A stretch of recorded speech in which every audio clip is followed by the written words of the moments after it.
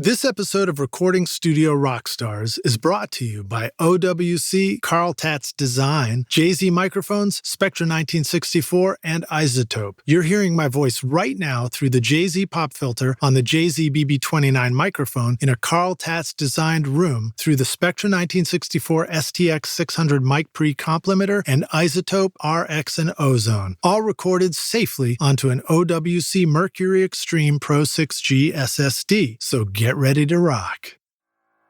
My number one thing would be to find and attach yourself to a mentor, because it's detrimental to your own career, because what you don't get from finding a mentor, get the internet. The internet, to a degree, is not set up the way a school system is set up. It's not set up to go, well, this is point A and this is Z. No, the internet is very fragmented.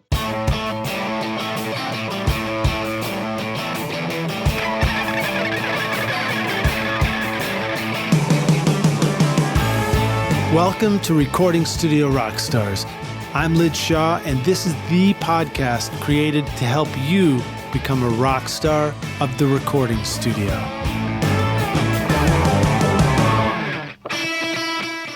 No matter where you like to rock in the galaxy, the OWC Envoy Pro Electron lets you record with confidence over USB-C with up to more than a gigabyte per second of real-world performance. Transfer tracks in seconds and take your sessions with you anywhere you go. Built for reliability, the OWC Envoy Pro Electron is waterproof, dustproof, and crushproof. Find the Envoy Pro Electron and all your OWC storage needs at macsales.com/rockstars.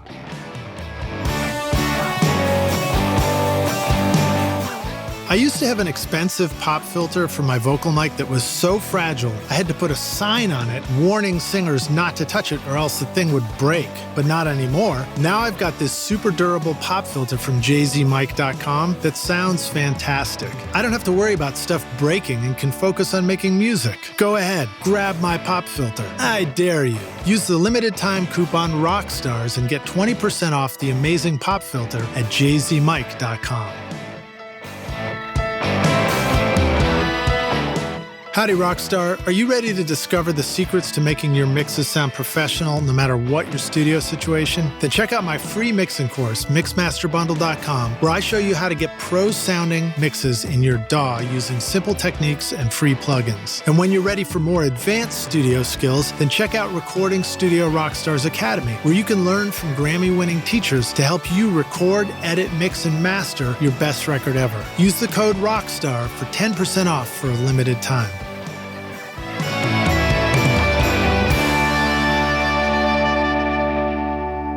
Hey Rockstars, it's your host Uad Ssl, and welcome to Recording Studio Rockstars, bringing you into the studio to learn from recording professionals so that you can make your best record ever and be a rock star of the studio yourself. My guest today is William Bowser, an audio engineer based out of Plata Maryland. So I'm actually going to read William's biography to you in his own first person here. So in William's words, I've been engineering for almost 20 years, since 2002, where I started in the chorus room of Leonardtown High School, just myself, a microphone, and a tape recorder. From there, for years, I ran a home studio as an artist, producer, singer, songwriter, rapper, and engineer, trying to make it and perform all over the country. I signed a developmental deal early on in my career with Universal Music and an indie label based out of Brooklyn, New York, which at the time was my most successful endeavor.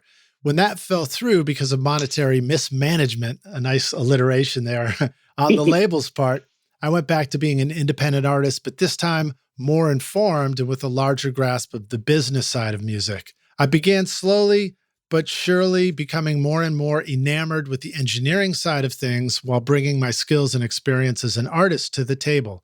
This helped me not only cross over easier, but get jobs engineering for studios in Southern Maryland, Baltimore, Atlanta, Georgia. Fast forward, after going through both divorce and personal growth, I can relate to that, William. I was blessed to meet my now wife and co-owner of the studio, Quality Touch Studios, my wife, Tracy Bowser. The birth of my son signaled a new chapter in my life that changed everything from being more responsible to holding myself accountable for the actions that directly now affect my family as well as myself and my career. Now here I am doing major work, being attached to millions of plays and achieving all my life goals one at a time and letting God lead the way. So nice intro, William. Thank you also to our mutual friend, Patrick Renee, aka Killa Tracks, for making our introduction. Killa was a guest on the show previously talking about producing music. He was joining us from Florida, right, William? He was down in Florida, right? Yeah. Yeah. Dig it. So please welcome William Bowser to Recording Studio Rockstars. William, you're ready to rock. And do you go by William? Everyone actually calls me Will. All right, we'll start calling you Will from here on out, man. Welcome to the show, dude.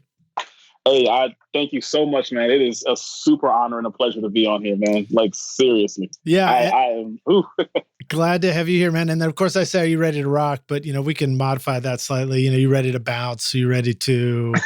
No, rock is awesome, dude. Yeah. What else would we say other than rock? Would we say bounce for sure? Oh, no, I'm cool with rock. Trust me. All right. I'm always looking to expand my vocabulary. So tell us a little bit more about yourself, man. Give us the version of who you are and how you got to, I know we just sort of gave that in the intro, but tell us a little bit more about how you've got to your studio and tell us about your studio Quality Touch. Well, getting to this was like most people starting out that don't start directly under someone or doesn't have someone as far as a tutor or a mentor. So it was all home studio based. And then me just working out of other bigger studios or studios that I just saw were doing more work than I was at the time. Mm-hmm. And so learning from my mentors like Keith Harricher from KMH Studios or Ken Lewis, who is an amazing, iconic engineer in just engineering, period, in the world of music. And, just making those strides to want to learn more, like even to this day right now, I'm 37 years old and I'm still a sponge. I still love going online and reading every day, every night before I go to bed to keep up with what's going on. It's like, to me, it's enjoyable. Yeah. Yeah. I mean, I was recently listening to somebody else describe the love of learning is at the core of teaching. And I realize that's exactly why I'm doing this podcast too, is just, for me, it's just an opportunity to just continue learning about making records every day. Exactly. And for me also, so that learning also kind of started to translate over into my love of the music business side of things. Like I really love helping people like learn, hey, the business side, like, hey, did you sign up for Sound Exchange? Hey, did you make sure that you have when you did this feature for this artist, do they have your IPI number? Like I enjoy those things because those are the things that help people get paid. These are the things that help people survive.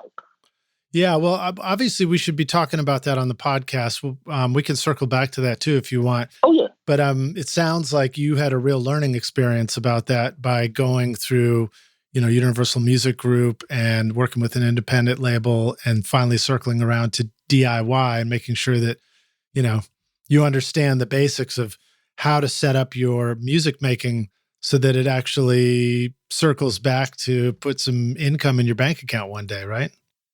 Oh yeah, and that was really the beginnings of Quality Touch Studios in the first place. Making sure that though I'm a home studio owner and I'm kind of going up against the guys with their buildings and whatnot, where is it the closest that the playing field could be even? And my answer was in the recording stage. That's mm-hmm. That's where I can either be on an even playing field or I can overtake my competition no matter what. And that was my first beginnings of building a really great front end, and making mm-hmm. sure everything sounded great from the recording standpoint. And then I was able to compete in the arena of my studio, which is a home studio at the time, which is still a home studio. This is a really big one now.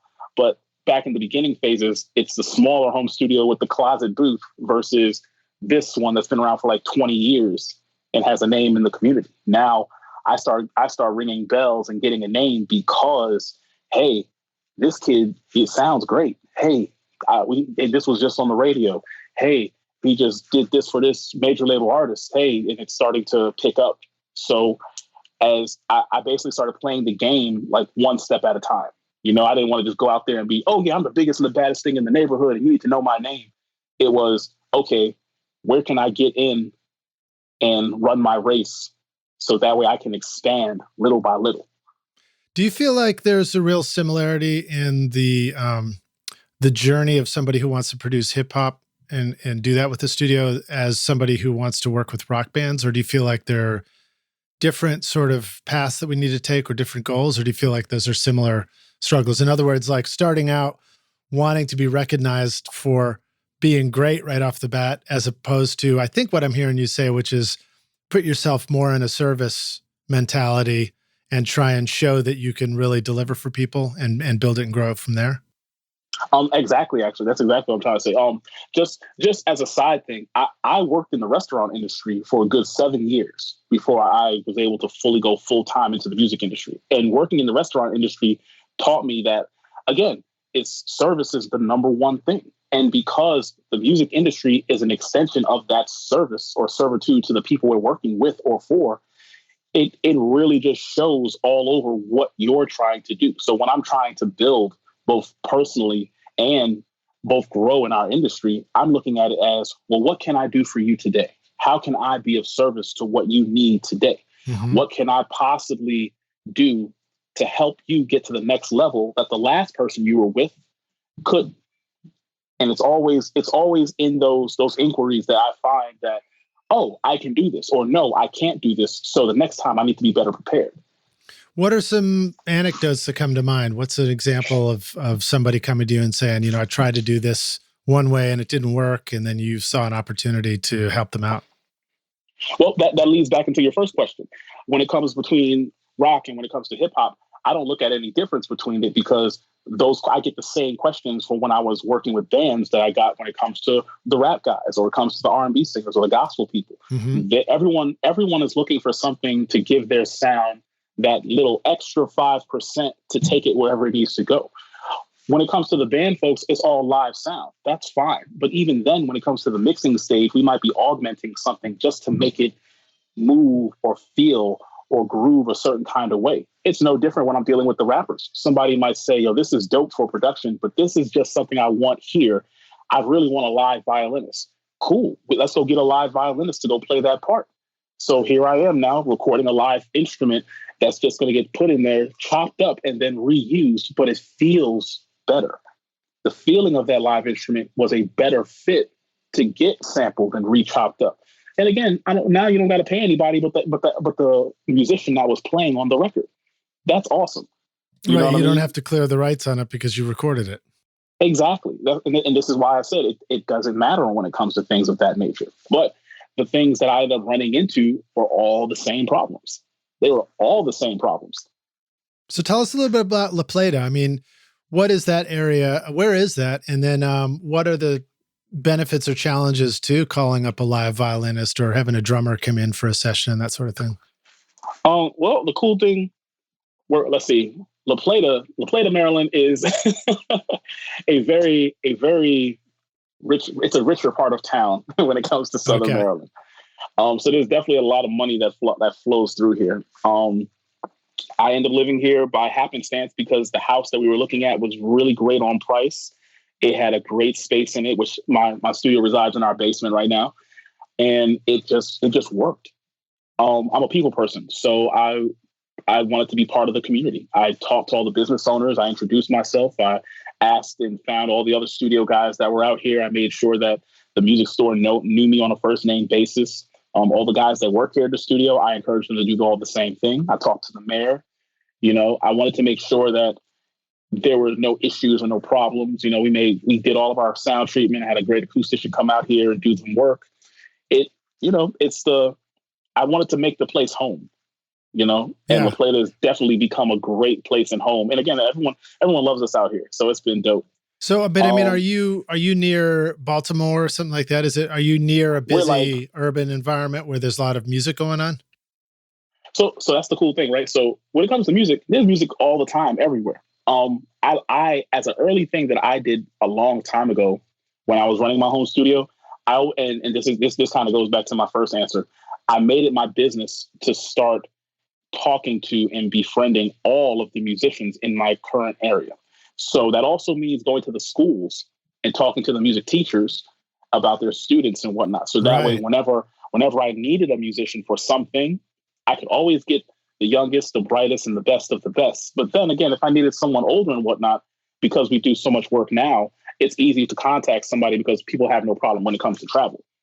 You know what I mean? Because they're going to get paid for it no matter what. So I'm going to make sure that if someone's going to travel a long distance and you need them for their skill, I always want to make sure someone gets paid, number one, for what they're here to do. Number two, for the travel. You know what I mean? That's smart though. I think that's really cool. I haven't heard anybody talk about, approaching the schools and getting to know some of the young musicians in an area. And then going to the other businesses. What that reminds me of is having the attitude that if you're going to do this thing, you're going to do a studio and you want to tap into your local scene and produce music, you can take two mindsets. One is to say, I'm going to look at the other people that are doing this as my competition, and I'm going to, feel like this is a limited space and I have to be aggressive about this. Or you can say, I'm going to look at this as a community and I'm just going to reach out to everybody and bring everybody in closer and get to know everybody, and we'll all sort of grow together. Oh yeah. Well, see, and that's the cool thing about it. Like, I mean, I obviously look at it as competition, obviously, but at the end of the day, I also look at it like, well, how can we just be a better community to the community? Like we as musicians, as studio owners, we are a community amongst ourselves. So we know our day-to-days and the goings on, and good for better or worse, any kind of emotional or physical duress that happens within our community, we all hear about it. It affects all of us. So the question now becomes, outside of our community, how do we help affect the communities that we live in a positive way? And then then it becomes the whole part of growth. So now it's like, okay, well, let's do this for the community. Let's throw this for the community. Let's do this. Let's work with the music store when they have their concert series like 2 times a year. Cool. Let's add on to that. When they have like Battle of the Bands, let's tell the band members, hey, look, my studio is not big enough to house you for the recording of your band, but I can mix your record. And this studio can go ahead and do the recording for the record. Cool. That adds value to both the actual contest itself and the perceived value that you get for winning. You know what I mean? Mm-hmm. So are you talking about sort of reaching out in a philanthropic effort and sort of donating some studio effort to different community events? Is it that kind of thing? Yeah. Well, see, me and my wife, we've been doing that for years now, to the point where we don't even look at it like it's like it's one of those things anymore. We just look at it like it's just an extension of how we are. Right. Right. I want, again, young musicians, I want them to still have the love for music in their life. Even if music doesn't take the forefront of their life, it can still be something that's, both personal and inviting to the rest of their life. It'll help growth. It helps them pursue other things, because everybody wants to have something of their own that they can always fall back on that puts them in a really great headspace. You know what I mean? Right. Music will always be that for a lot of people.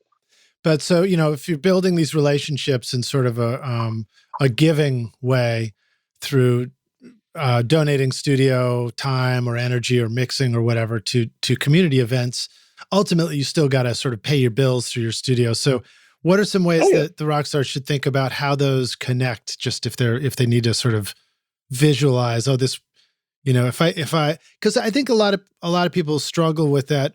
We start out with a love of music and we want to just let me do it. Let me put me on that session. Let me mix this thing. Let me come record you.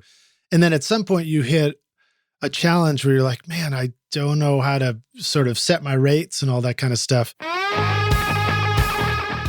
With so many fantastic iZotope plugins to choose from, deciding which one to buy next could be a bit of a challenge. But did you know that now you can have all the iZotope plugins through their new affordable subscription bundles? Get Music Production Suite Pro for only $24.99 per month, or Producers Club for only $19.99 per month. Start your 7-day free trial subscription now, or go to iZotope.com/rockstars and use the code ROCK10 to get 10% off any individual plugin purchase.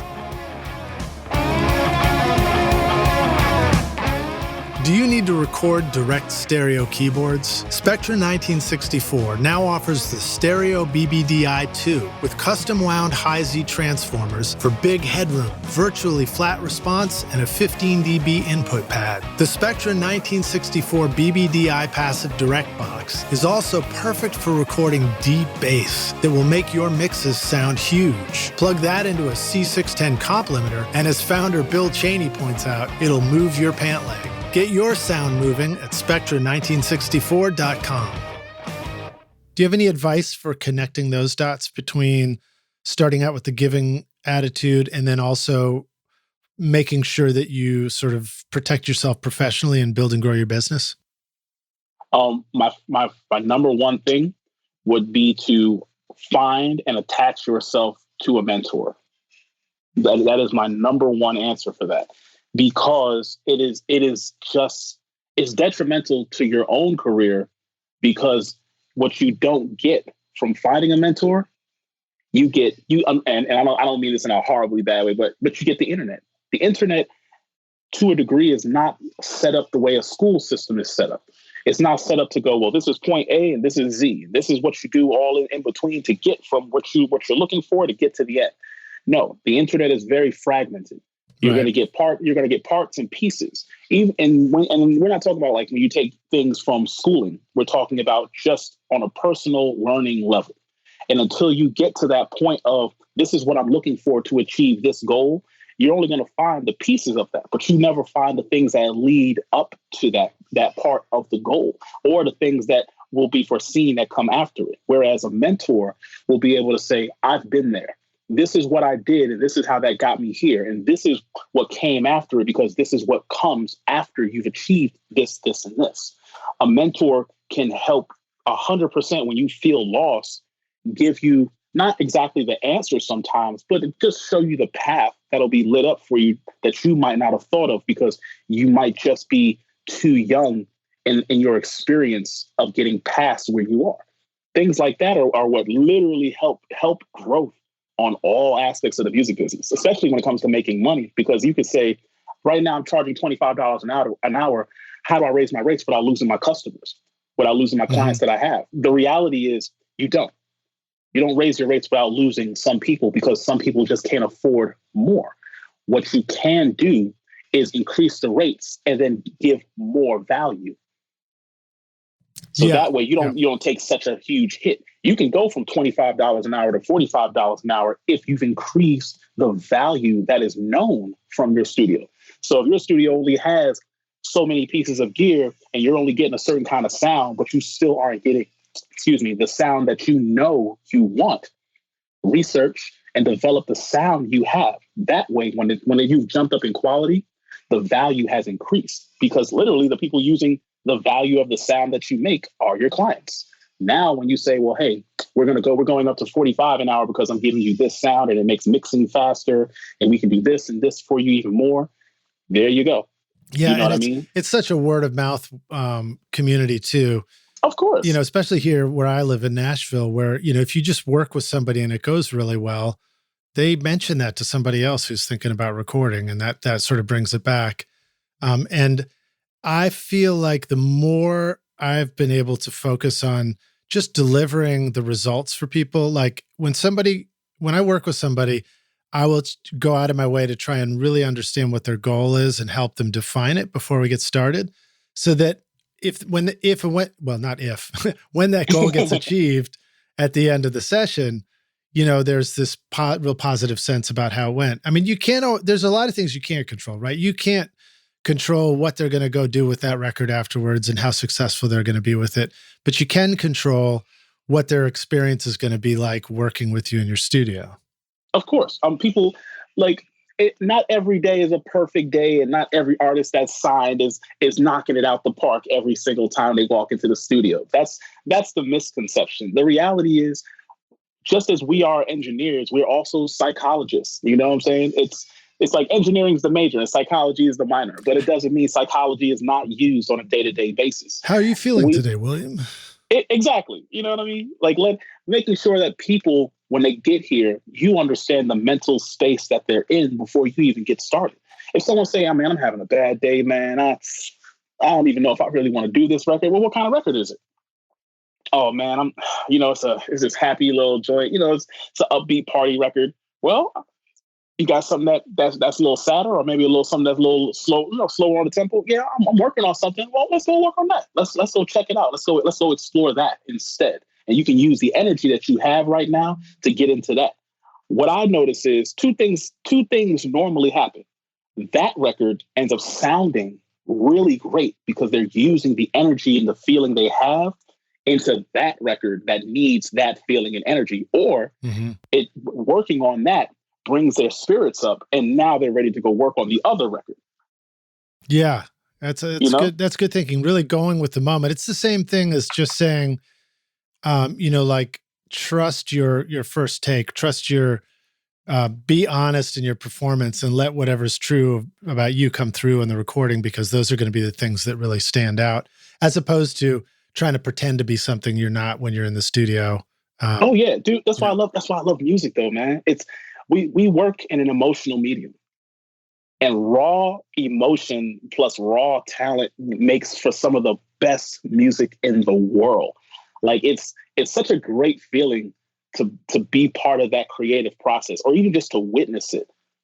It's like childbirth. It's like having a child.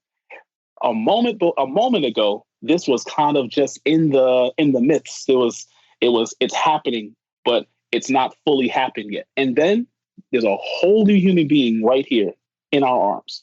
And that's how I look at music. It's like this was a concept, this was a thought, this was someone's feeling and emotion. And now this is a record. Yes. And millions of people can hear it and feel it and emotionally attach themselves to it. And they can work out to it. They can drive to it. Their children might calm them down with their child at night after they've been screaming their head off for an hour. Somebody's mom is dancing to this in the kitchen somewhere. Somebody's kid is celebrating after they got a great grade, or someone just got dumped. And this is the song that they decided to help them get over that emotional hurdle. Like, that's what I love about music.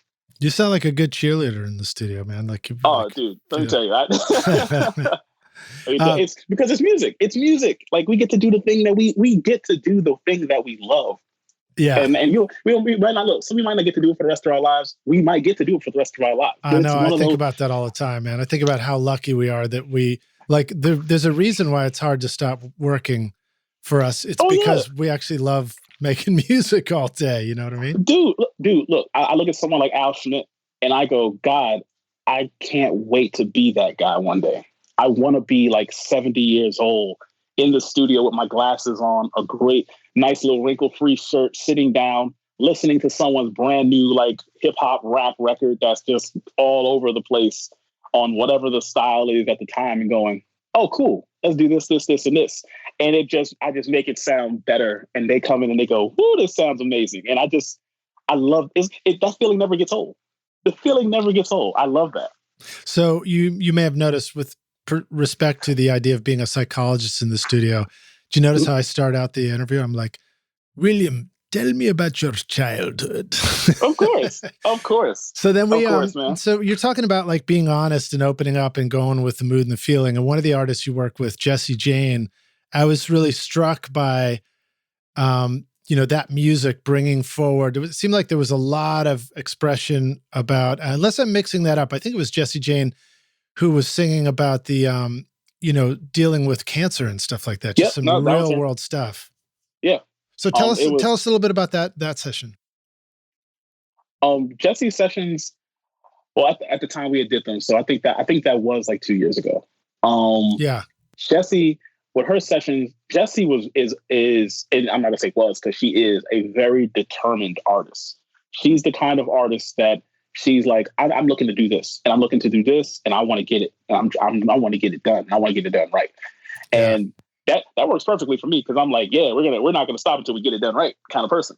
So with her, it was always, and I mean always, like, yeah, we got this. Yeah, this is my sound. Yeah, this is the mood. This is how I'm feeling. Because I have a younger brother that's autistic, and I don't treat him any different other than him having autism. With Jessie, was no different. Jessie had cancer. I treated Jessie no different than the fact that she just had cancer. So for us, it was another day in the studio. And again, she loves that. Her daughter, whenever her daughter would come, they would love that because I'm not going to treat you any different because you have cancer. I'm sympathetic to the cancer itself and the problems it causes for you. But when you're here in this studio, I'm here to make sure that you do your best. And if we got to stop, that's cool. I will take whatever breaks you need whenever you need it. But when you're here in the studio working and you say you're ready to do it, and I feel your energy, look, there's nothing in the world that's going to stop her from doing what it is she needs to do. That's how it always was with Jessie. Like, they literally played her whole album on the radio here, like on 95.5, literally for like a month straight. Like, she's one of those people. She's just one of those people where she gets it in her mind and nothing's going to stop her. Now, again, here we are 2 years later. She's beat her cancer, still running around, still being the same woman that she always been, like she's just a really strong Black woman that loves to be in the midst of making things, creating, and making sure that people hear her words, and just kind of feel her spirit kind of person. Yeah, well, I think it was like track 5 on there. So Rockstars, again, reminder, we've got a playlist in the show notes where you can go listen to William's work and hear Jessie Jane's record. It's really great hip hop, rap. But number 5 is Twerk It Out. So I think that worked, right? She got rid of she Oh yeah, look, let me tell you. Danced it out. She definitely wasn't. She wasn't playing no games with nobody. She still wanted to put out a really good body of work. That's still, it's her. And again, it was her at her mindset at that time too. So now she's making bigger, more mature records now, and she'll still have her club records, whatever she's in the mood to make.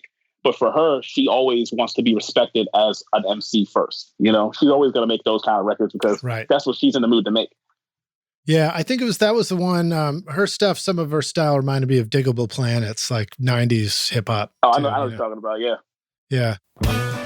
The first time I heard a Carl Tatz Phantom Focus mix room featuring his PFM HD 1000 series monitors, I was completely blown away. It was like listening to three-dimensional sound with rock-solid bass all the way down to 20 hertz. It was really incredible. What's amazing is that a Phantom Focus system can be implemented in your existing control room or even bedroom studio, giving you world-class sound for mixing. Go see how cool your studio could look and sound at phantomfocus.com.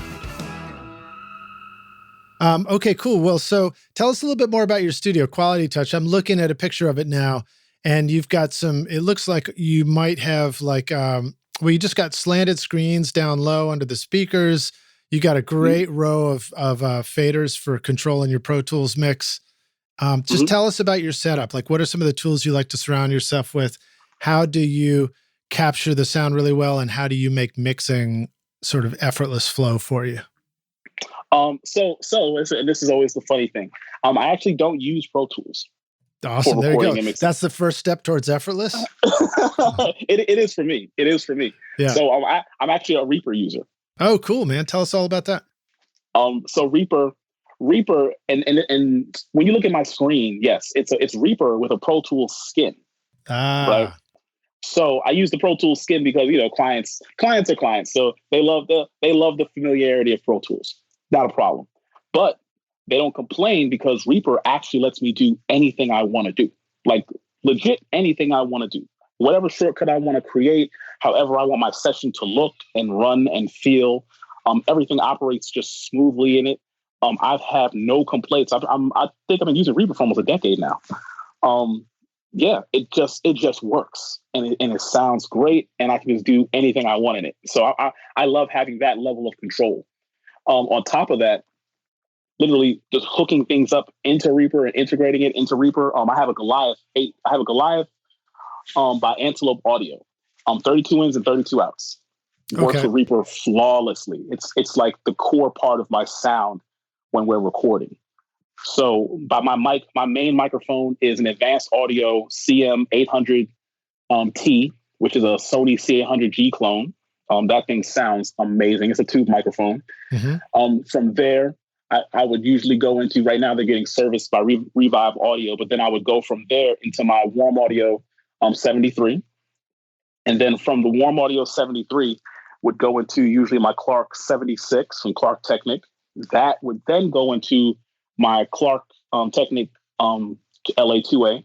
And then I would have that going into my DBX 520, which is a De-Esser. Nice. Dude, I'm a big fan of the 1176 into the LA2A combo. Oh yeah. It's just butter. So for me, and everyone always noticed this. So my gear is always on the cheaper side of things. But what I love to do, I love to modify my gear. Like I love modifying gear. Oh, really? So do you do it yourself? Yes and no. For me myself, I'm still in the pre-learning stages of doing all stuff like that. So I'm just looking at it and like, okay, let's replace this part, let's replace this piece, let's replace this tube, let's see what we can get.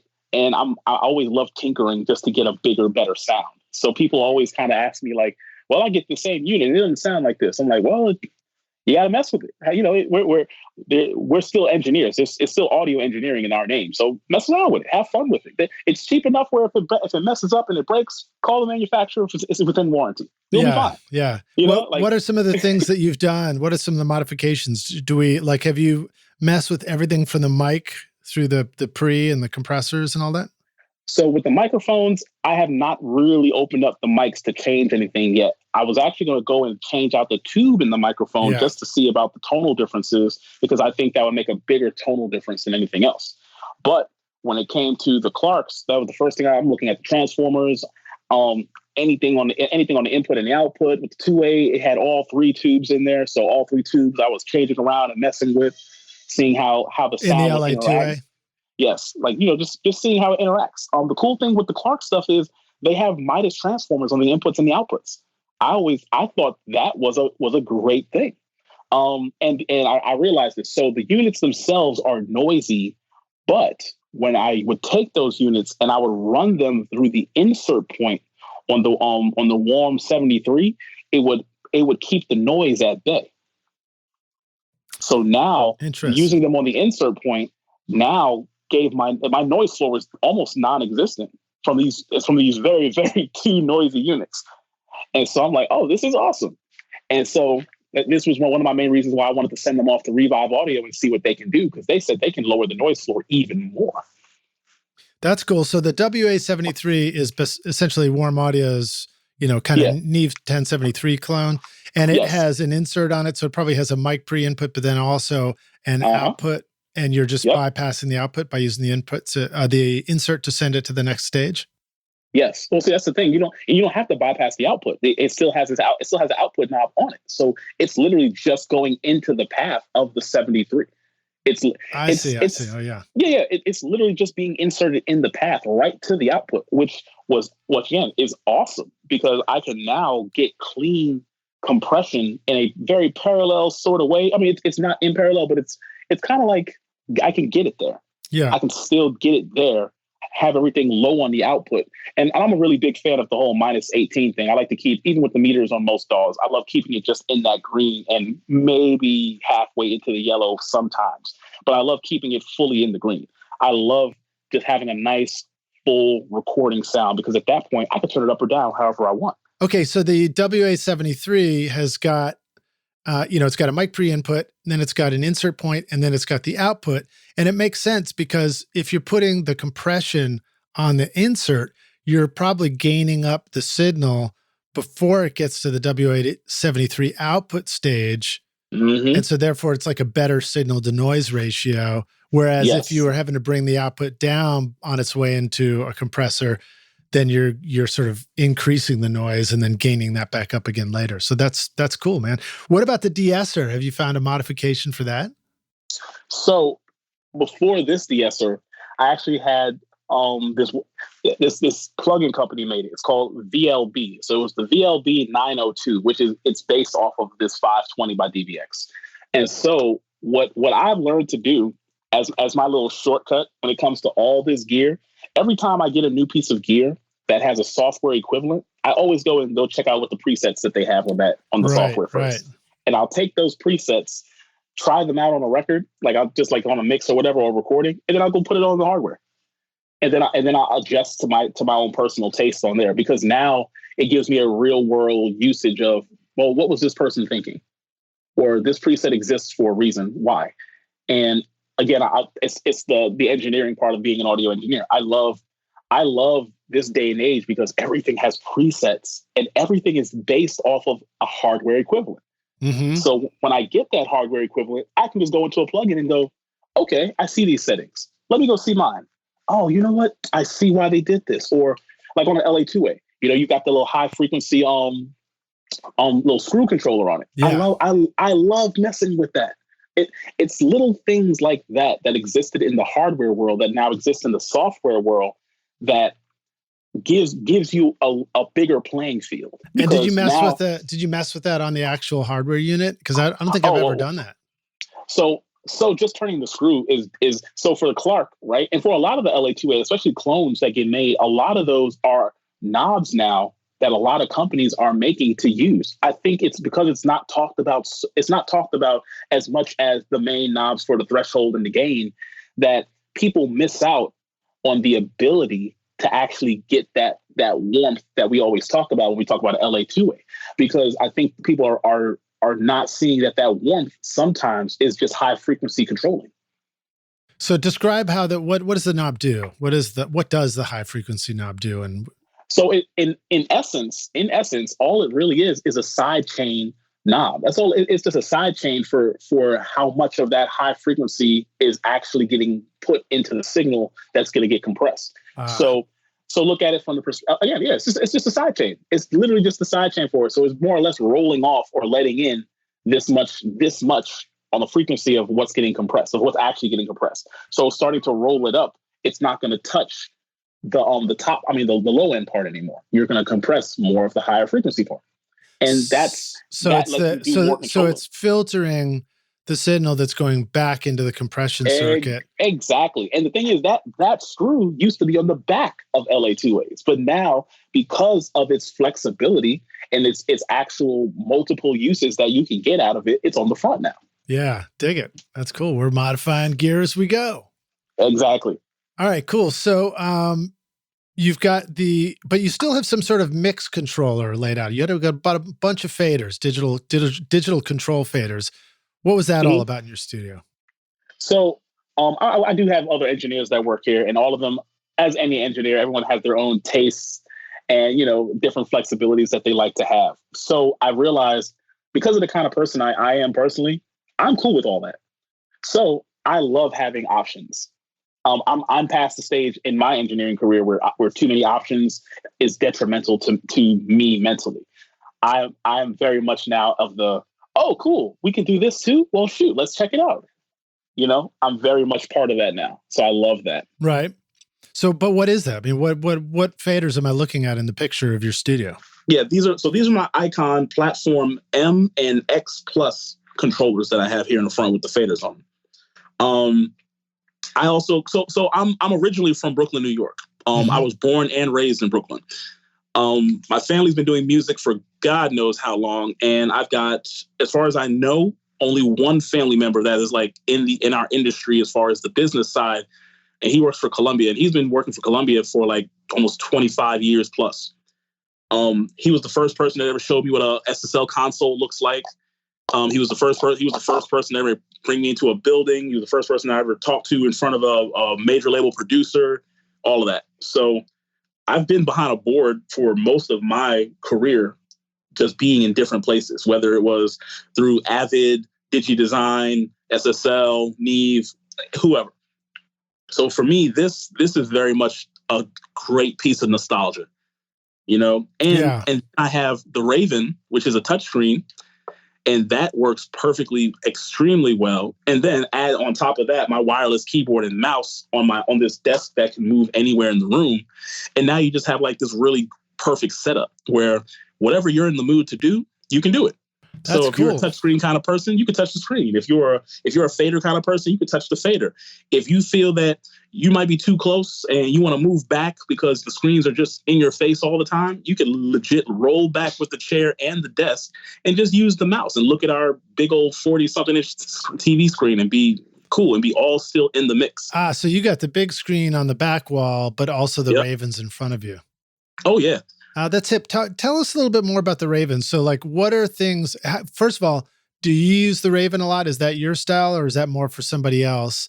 And if you do use it a lot, what are some of the kind of hand movements and touchscreen things that you use all the time that you find really handy? So I use the Raven more as a touchscreen controller than anything else, because all the features that I have on the Raven, I can do in Reaper like natively. Mm-hmm. So not a knock to, the Raven software that it comes with. It's the reason why it's not like a fully on support Reaper thing, because I can just do it myself. Like I can create buttons and all that fun stuff. So let me back up and just clarify that. One of the Raven features is that you can essentially create these macro buttons that will do complex things in a Pro Tools session, for example. But you're saying with a tool like Reaper, similar to like Presonus Studio One, you can create your own macros and you can just have complex things happen, no problem.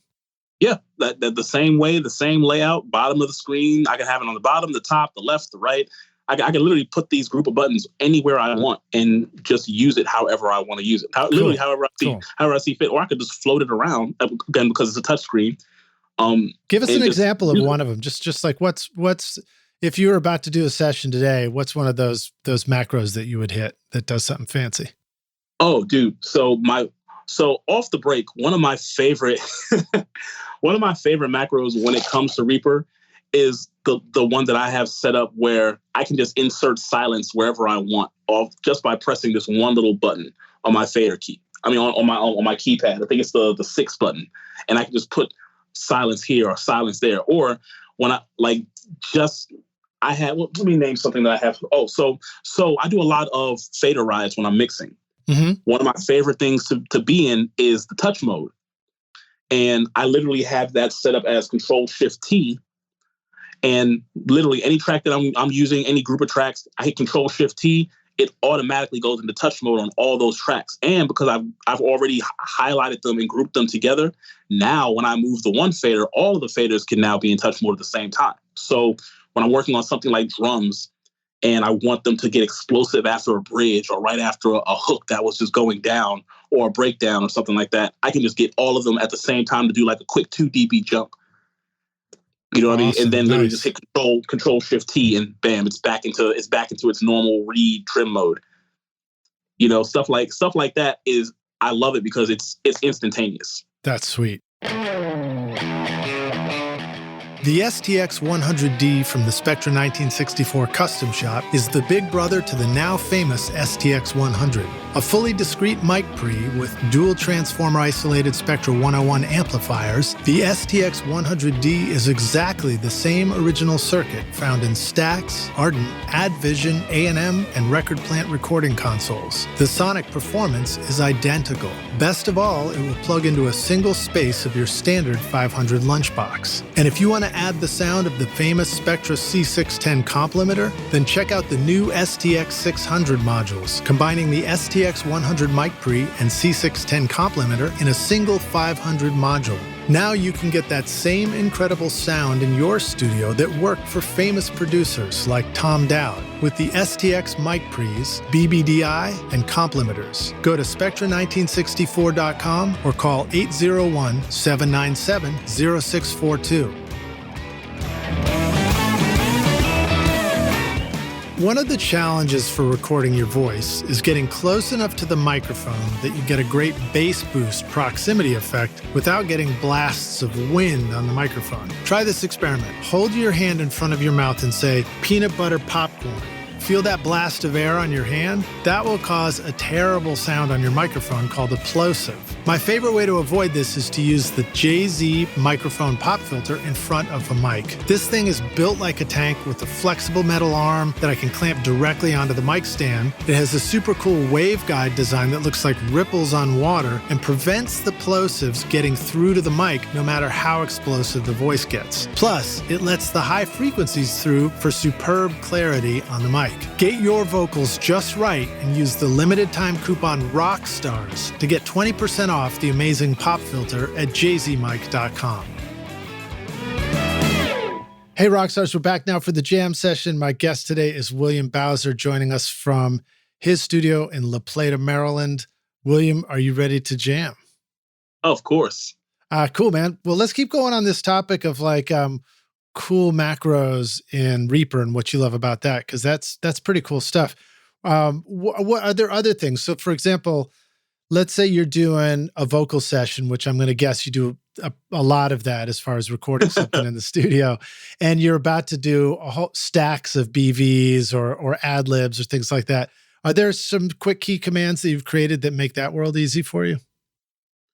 You know what? Not really quick key commands. At that point, I'm looking at it from the faders.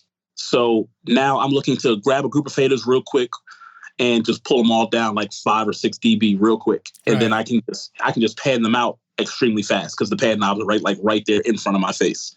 On those faders, on those icon controllers.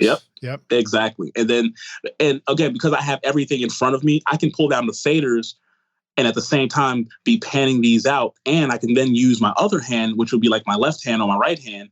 And I can use my pointer finger and my middle finger to widen the screen out. So now I can zoom in faster just to kind of see where these all fall in line because they're just background vocals, just to make sure they're lined up even more. Yeah, but which hand are you using to drink your coffee? That's what we want to know. Dude, man, I'll get one cup of coffee in out of the whole day, if that, and I take off like a rocket. Like that's literally me every day. 8 o'clock hits, it's me and the kids. By 10 o'clock is when the studio opens, and from 10 to 1 in the morning, I'm just moving around. That's cool. So, so you're using one hand on the pitch screen, kind of zooming in and out of things, while the other hand is adjusting faders in groups. And it reminds me, like for my setup. I actually just got one of those Avid S1 controllers, so I'm just about to dive into that and learn how to use it. Meanwhile, my world has been an extended keyboard, a trackball on the right-hand side, and then a touchpad on the left-hand side. And all I use the touchpad for is either zooming in and out or scrolling up and down. And that's all it's like sometimes you have a tool and it might do a million things, but it does one thing really well. And it's totally worth having that just for that. Dude, that's what I love about building and putting the studio together. Sometimes you find those things, like those kind of hidden gem extra tools that, you spent this amount of money on it and it only does one thing, but man, if it doesn't do that one thing really, really good. Yeah, I got a buddy in St. Louis, Adam Long, who was telling me he's a great engineer, and he was talking about his setup. He does double trackball. He puts trackball on either side, and one hand moves the trackball and the other one just clicks. And he was like, it saves his arms because, I don't know, the way he described it, he just talked about, instead of having to do so much with just one hand, clicking and tracking, it just made life easier and quicker. No, I fully look. This is the reason why I got the faders in front of me. Like it just is for ease of peace of mind, ease of use, speed, familiarity, like all of the above that just make your life easier. Just to be able to get the job done in a great, timely fashion that you can recall this, move this, turn this. I mean, it's the reason why we all still love knobs. Like I could turn a knob, get the sound I want, and keep it moving. I don't have to think. I don't have to think twice. So let's talk more about vocal. Because you obviously you pay a lot of attention to the sound of the voice through a microphone, I would assume, right? So of course, talk about this setup you've got with the CM800T mic, WA73 pre into the 11.7 or the Clark Technique 76 and 2A into the De-Esser. What do the meters look like on a sound like that? I remember when I first discovered double compressing, and then an artist I was working with, maybe we started talking about triple compressing. And after that, we were like, using 3 compressors at once on every vocal and just burying meters and stuff. I had a retro double wide here for a while, and yeah, it's definitely a sound to that. Well, so talk about that. What do you look at with that gear, with the meters, to know that you're kind of in a sweet spot zone and that you're doing the right thing? Help the rock stars start pushing the boundary from a plain old mic straight into their interface mic pre to using outboard gear and getting compressed vocals right on the way in. And then we could talk about mixing after that. Well, unfortunately, as I've grown up older, I've realized I really don't care about my meters as much as I used to. I'm not completely like 90s metering where it's like, yeah, the redder the better. Right. I'm still very, very conservative on my tracking. So it's more or less for me, after the preamp on the insert, the 76 will do anything from 10 dB to 20 dB, just crushing it. And the difference with hardware versus, doing it like the UAD way, for me personally, will always be that the hardware is just more forgiving. Right. That's all. It's not that it won't crush it still. It's going to crush it. But it's just more forgiving in its tonality that you get out of it from crushing it. Now, if you're doing consistent 20 dB of gain reduction, man, look, that's a conversation on gain staging more than anything else. But just hitting the 1176 from that sweet spot from like 7-8 dB of reduction all the way to 20 at the loudest parts is an awesome sound. And it's something that I had chased for so long in my career that when I finally got it, I understood it. What are some of the settings on that 76 that you find you're commonly doing? Man, I love the Dr. Pepper settings. I love the Dr. Pepper settings, and I love the reverse Dr. Pepper settings, which is literally from 10 o'clock to 2 o'clock or 2 o'clock, 10 o'clock on the release and the attack. Your flavors, whatever you want to choose, because it's 1176. We're going to have to dig in deeper. So you're going to have to give us a visual. For somebody who doesn't have an 1176, let's describe to them where the knobs are and which way you're turning them. What's the Dr. Pepper setting? So the Dr. Pepper settings I think it's from like the 50s or something like that, where Dr. Pepper was putting out their ad on these are the best times to drink Dr. Pepper, which was like 10 o'clock in the morning and 2 o'clock in the afternoon. So I was like, okay, cool. And then and I'm a very big proponent for using Slate. I'm also a Slate beta tester. So I was one of the first few people to have a Slate ML1.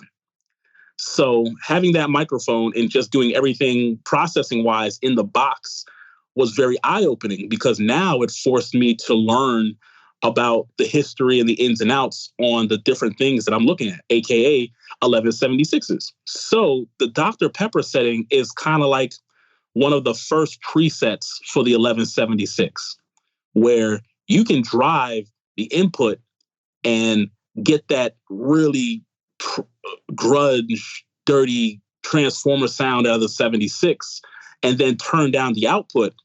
But those settings for the Dr. Pepper setting will give you this sound. So we're talking about the input and output gain knobs on the 1176, and the input is about 10 o'clock and the output's about 2 o'clock. No. We're talking. So those settings were more or less for the attack and release. Oh, so the 10-2 is for attack and release. Okay. Yes. So the attack is at the top, the release is at the bottom. Now, and this is just for people that don't know versus everyone that obviously does know. On 1176, it goes from 1 on the left to 7 on the right. The 7 is actually the fastest setting, while 1 is the slowest setting. Right. So if you go clockwise all the way, then it's fastest. Yeah. So we're looking at 10 o'clock on the attack. You know what I mean? That's a slower attack. And we're looking at, I think, 2 o'clock on the release, which is a faster release. And you're getting this really, really nice, consistent compression that sounds right in your face. Lower notes and syllables still stand out and still have a weight and body to them that just sounds great. But this isn't the slowest attack and the fastest release. It's actually coming in a little from there, right? Yep. It's I don't know what it is. It's just a great setting. Yeah. Cool. And then on top of that, you can do the reverse of that, where you have you have a faster attack and a slower release, which is what I end up going to ultimately.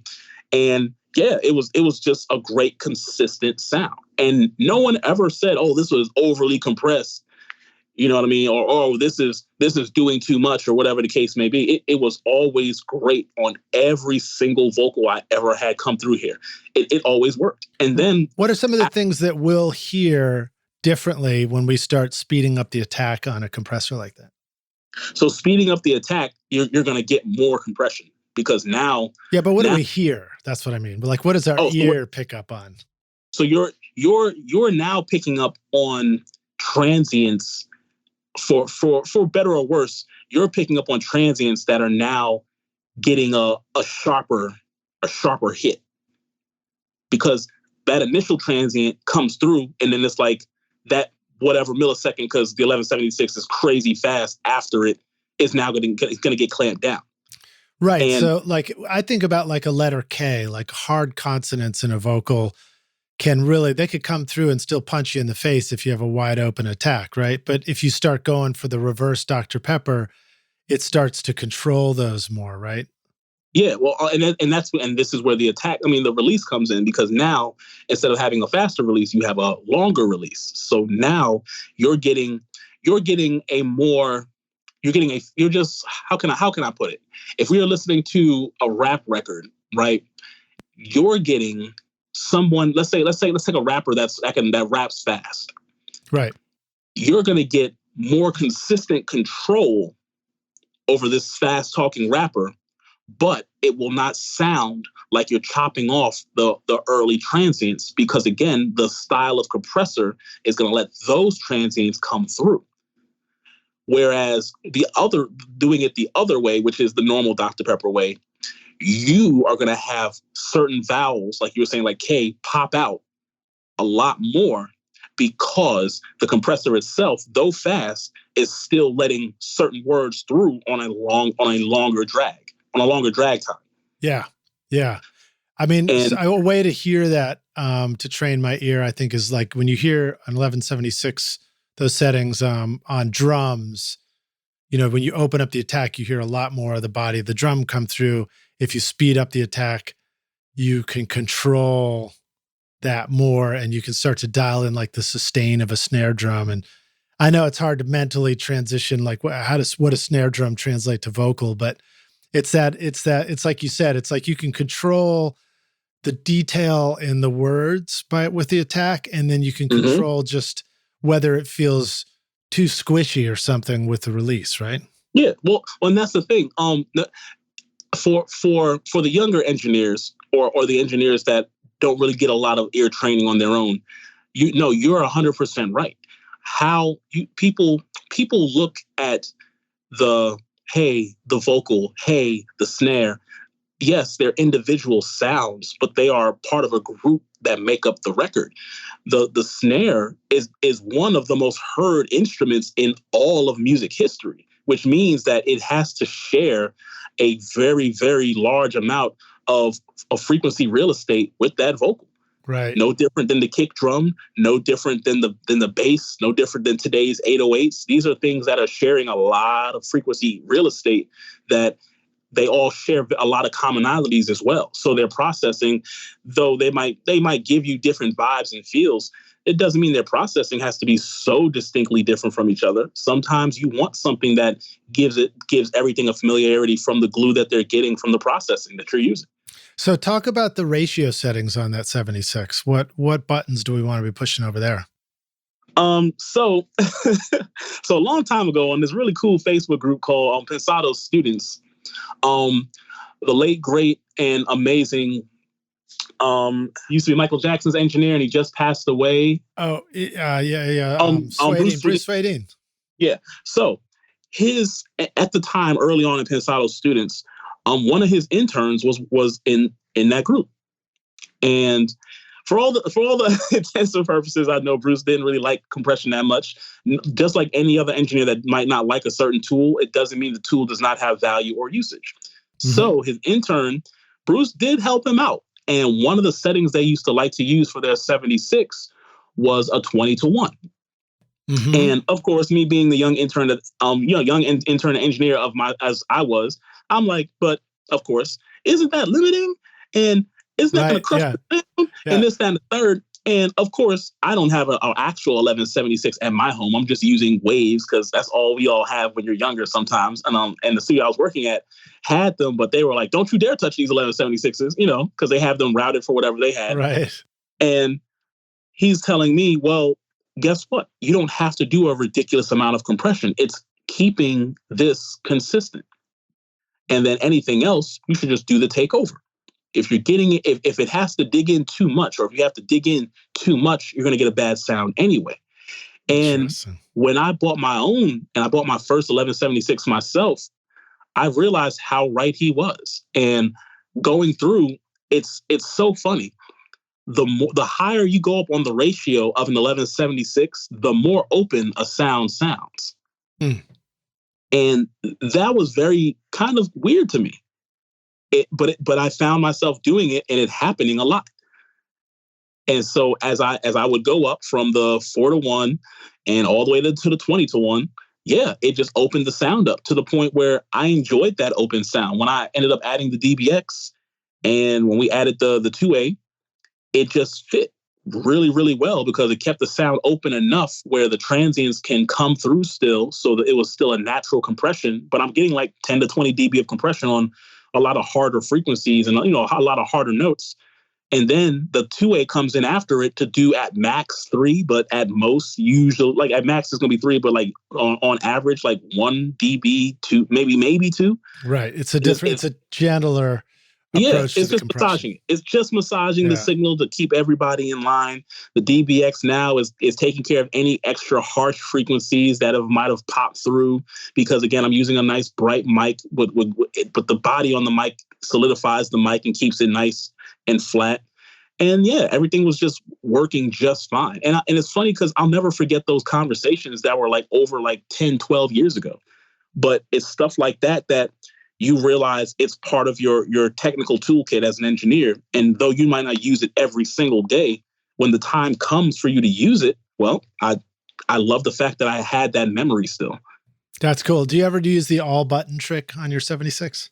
Oh God, because this 76 is always getting used for like vocals. So shoot, I think I did it one time to a client of mine. Just he was like, I want to try something different, surprise me. And I think I just did it just to mess with him. And he was like, holy crap. Yeah, we were all joking like Travis Scott. Yeah, one of the fun things I've done with my 1176 is where you actually crank the input all the way up and then start dialing in the output. And it's like a crazy, like with an SM7 mic, it's a crazy kind of fuzzy, distorted vocal sound that just— but it works sometimes. It's super cool. You have to edit out all the noise in between your vocal lines later, though, because it's it brings up the noise floor incredibly. But it's a cool sound. Well, let's talk about mixing a little bit. So, okay, so you've captured your vocals. What are some things you want to say about mixing those vocals when you're in the mixing stage?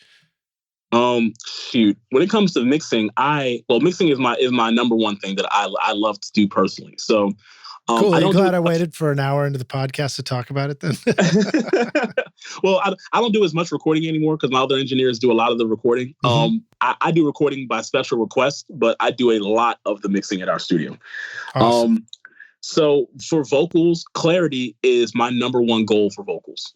100%, no getting around it. The vocal is like, this is a party and it's a Sweet 16 party and this is the guest of honor. Everyone has shown up for the guest of honor. It could be the coolest place in the world to have the party at. There could be decorations and fireworks going off and all this cool. But if the guest of honor is not fully decked out and ready to be on center stage, it is all for nothing. So one of your artists in the playlist is Ralia, Higher Love was the track. And I just noticed the vocals had a bright, kind of excited sound to them. And I wonder if that's what when you're thinking about clarity, is that anything related to that? So it kind of goes with, for me, I'm looking for like just nice vocal clarity. Anything after that normally comes down to artist taste. Right. So they'll give me a reference and be like, well, this reference is like this, and the vocal is like really, really bright and this, and I'm like, all right, cool. And I'll go ahead and get it to that place for the artist because it's what they're requesting. Right. Now, and that was, let me see, that record, I think that record's like 2 years old too. So for that particular record was before I really started using Chris Athens for mastering. Nice. And I implore, and just as and I know it's a cheap plug, but I don't even care. That's all right. So for anyone that knows who Chris Athens is, if I implore everyone as a mixing engineer, if you've never gotten your stuff mastered by a human being or a high level mastering engineer, at least once in your life, go get it done. Because man, these guys make us mixing engineers sound amazing. And it always impresses me how much a record can be brought out even more by a skilled mastering engineer. Yeah. I mean, we don't get to do it as much now, particularly during this pandemic year, but oh yeah. The thrill for me was to have finished a record, finished mixing it, and then go in for a mastering day. And I would take the day off and just go in, because to just be able to sit in the back of the room with coffee and enjoy hearing all your hard work sound like 10 times better in a matter of 2 hours was such a thrill, you know? And that's the thing, man. Like it just feels so good. It just does. Like, again, it's like I was telling you, like, in the first part of the conversation, it's one of the things when it comes to this business that's a real treat, because now you're at the end of the road for this particular song or project. Yeah. And it just feels good to cross the finish line and everyone's happy. Indeed. Indeed. It just feels so good. And again, I implore anybody that has never done it, that's listening to this, just do it once. All right. For me, I did it once and got hooked. And now I got like 4 or 5 guys that I can go to and hit up for mastering and whatnot. Chris, he's in my top 3 that I love to go to when it comes to mastering. A lot of the major label guys all use him and know him. So he's always been he's probably mastered the last 20 records I have. And that's Chris Athens. Where is he located? Yes. As it so happens, he's actually located in Texas right now. So, anyone listening to this, hopefully by the time this does come out, Texas will be doing a lot better and it be in the stage of rebuilding. Right.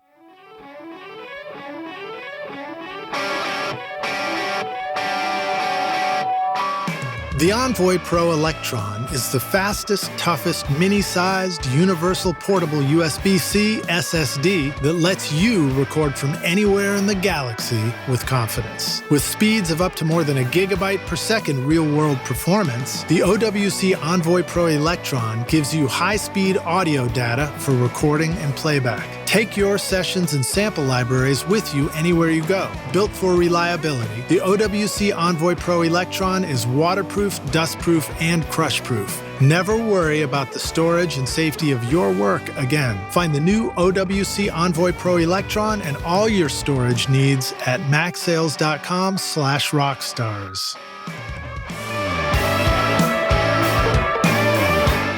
I'm a huge fan of using iZotope plugins for my music and podcast productions. In fact, you're hearing Ozone and RX on my voice right now in this podcast episode. And now you can get access to all the iZotope plugins through the new subscription options. For only $24.99 per month, Music Production Suite Pro is designed for the serious recording, mixing, and mastering engineer, putting the finishing touches on music, film, and podcasts with fully pro versions of Ozone, RX, Neutron, Nectar, Neoverb, tonal balance control, visual mixer, and more, including free plugin updates. Or for only $19.99 per month, you can join Producers Club to get a suite of industry-leading production, mixing, and mastering plugins, custom presets, royalty-free samples, production courses, and more. Start your 7-day free trial subscription now, or go to iZotope.com/rockstars and use the code ROCK10 to get 10% off any individual plugin purchase. Coupon not valid for subscriptions or Spire Studio.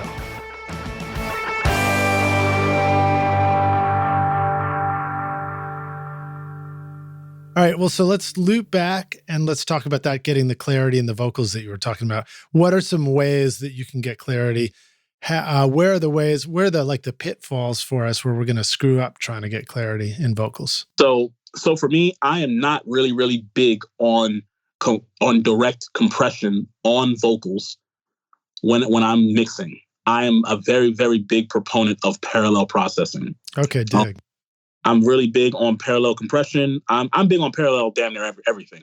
The only thing that I like to do directly on vocals is usually EQ. I'll talk about my whole setup. For me, when I first get a vocal, the first thing I do, because I have my vocal multied out on a 1, 2, 3, 4, 5, 6 track setup for the lead vocals. Okay. So my lead vocal on the track itself will then go to an auxiliary bus that's called lead vocal. So all the lead vocals are going to get processed on this auxiliary bus. And then from that, I have 4 compressor auxes next to that. And then all of those, the lead vocal bus, the four parallel compressors are all going to go into a lead vocal main. Now on that lead vocal main, I have FabFilter Pro Q3. And on that, I'll go ahead, play the leads. And then when I first start playing the leads and get everything up after I've moved the faders where I like them and have them setting up, I will high pass filter the vocal to where it just feels and sounds good. And then I'll go back and I'll start doing the processing that I have I use the same plugins, same processing that I have on my lead vocal bus. Okay, so go ahead. Taking that vocal and that routed sound, the first move you're doing is just high passing. Just making sure you're taking out the unnecessary subs and finding the sweet spot where you're not somehow killing your vocal sound. Yes. Cool. And then from there, I'll go to the lead vocal bus. And I'm using my distortion plugin. So right now, my go-to one is Lo-Fi. Nice. I'll go ahead and for again, everyone knows that I'm not using Pro Tools, but Lo-Fi is actually a plug. That actual Pro Tools plugin is made by another company. That company also made a Lo-Fi VST version. So I'm using that just to get the grit and distortion from a vocal. So if I feel like the vocal doesn't have enough character, I'm going to turn up the little distortion knob. And then from there, I just want enough to give it some kind of like, not fuzz, but just to bring it out a little more. Have you ever tried the like the 1% setting? That was something that Chris James talked about on the podcast, was as like a, you know, a little studio trick, was put lo-fi on the whole mix or on a sound and just turn it up 1% distortion, like so little that you would think it's doing nothing, but A/B the two, and that he, you know, the idea was that it just sounds a little better like that. I did something like that a long time ago, but the only reason I don't do it anymore is because on my mix bus, I have hardware on my mix bus. Okay, cool. So just to break away real quick, because this is also equally important.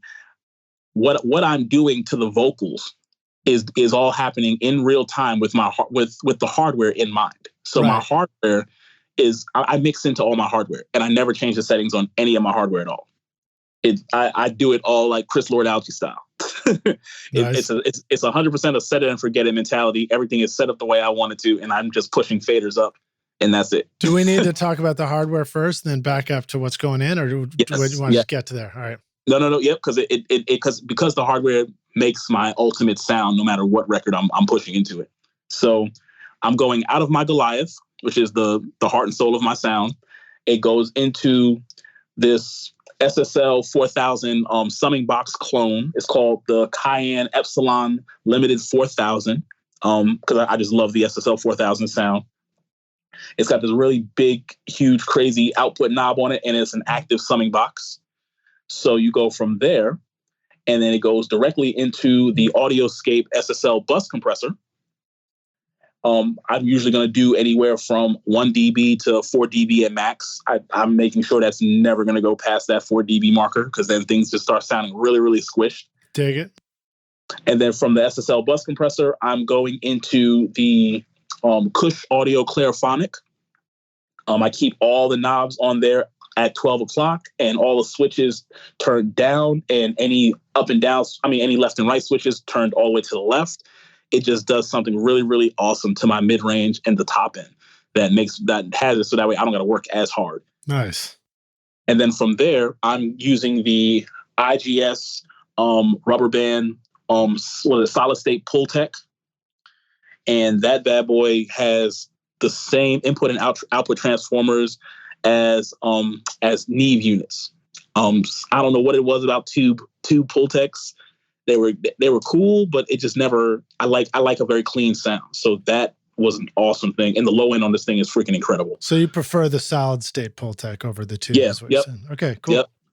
And then from there, that goes into my Handsome Audio Zulu. Hold on, let's back up. What do you do with those EQ knobs on the Pultec? Or do we touch those or not? So I am a very, very big Chris Lord-Alge fan. I got a chance to do an interview of him for SSL a couple years back. Wow. I'm still waiting for them to kind of drop that video, because man, he definitely had some gems in that video. But so if anyone is a Chris Lord-Alge fan, you know that he definitely, again, is a set it and forget it kind of person. My low end is at +3 on 60. And then the mid range is at +2, I think at 3K with a wide band on that. And then I think the top end is +1 or something like that. With a click back on the very, very high end just to roll off a little bit. Do we select the top end on that Pultec, or is it set? Is it like a 10K or something, or 12K? You know what? Let me see. This bad boy. We're patient for gear. We're patient on Recording Studio Rockstars for looking at gear because that's all we care about, right? Yeah, of course. You know, I have mine. It's at 12 on mine. 12K. All right, cool. Yeah, it's at 12K. Good breakdown. Thank you. Yeah, of course. I'm lucky for me. I was sitting in front of all this stuff, so I can just look over to the side and be like, here we go. And then it goes into my Handsome Audio Zulu tape machine, tape box. Oh yeah. Now, the Zulu is dope because it's 3 reasons why the Zulu is dope. Number one, because it's a freaking passive tape box. Number one. Number two, the money for the Zulu is in the enhance knobs, which is a very broad stroke harmonic enhancer. So if you mix into it from there, it automatically is helping the record. And the cool thing with me, I leave mine at 3:00 every record all the time. The knobs never change. Cool. That's the Zulu. That's Langston Massengale, right? Yes. Yeah. Yes. He's been on the show as well. And then, and I know Langston's going to kill me for this, but I don't care because the Zulu is a really great piece of gear, and it doesn't really get a lot of love and shine like it should. So this one feature of the Zulu that Langston only tells people that owns a Zulu about, but you definitely need to. This is why everyone should have one. The Zulu has a built-in limiter. Dig it. And that's dope, especially when we're mixing all in the box, because I definitely push into the Zulu, and man, does this bad boy sound great when you push into it. That's awesome, man. I still haven't had a chance to use one in the studio, but I'm looking forward to it. Woof, man. It changes the way you inherently mix. Yeah. And of course, Al Evans is the one who hit me to that on the podcast many episodes back. Yeah. Yeah. So again, so back with the vocals. So I'm running, again, you're running everything to the same settings that I have on my mix bus. So the moment I have the vocals, I'm looking for okay, do I need to add character to the vocal? And if I need to add character, how much character? So I'm turning up the little distortion knob on the plugin. And then at that point, I turn the wet dry knob. The next thing I have in the chain after that is the Uad Ssl 4000 channel strip.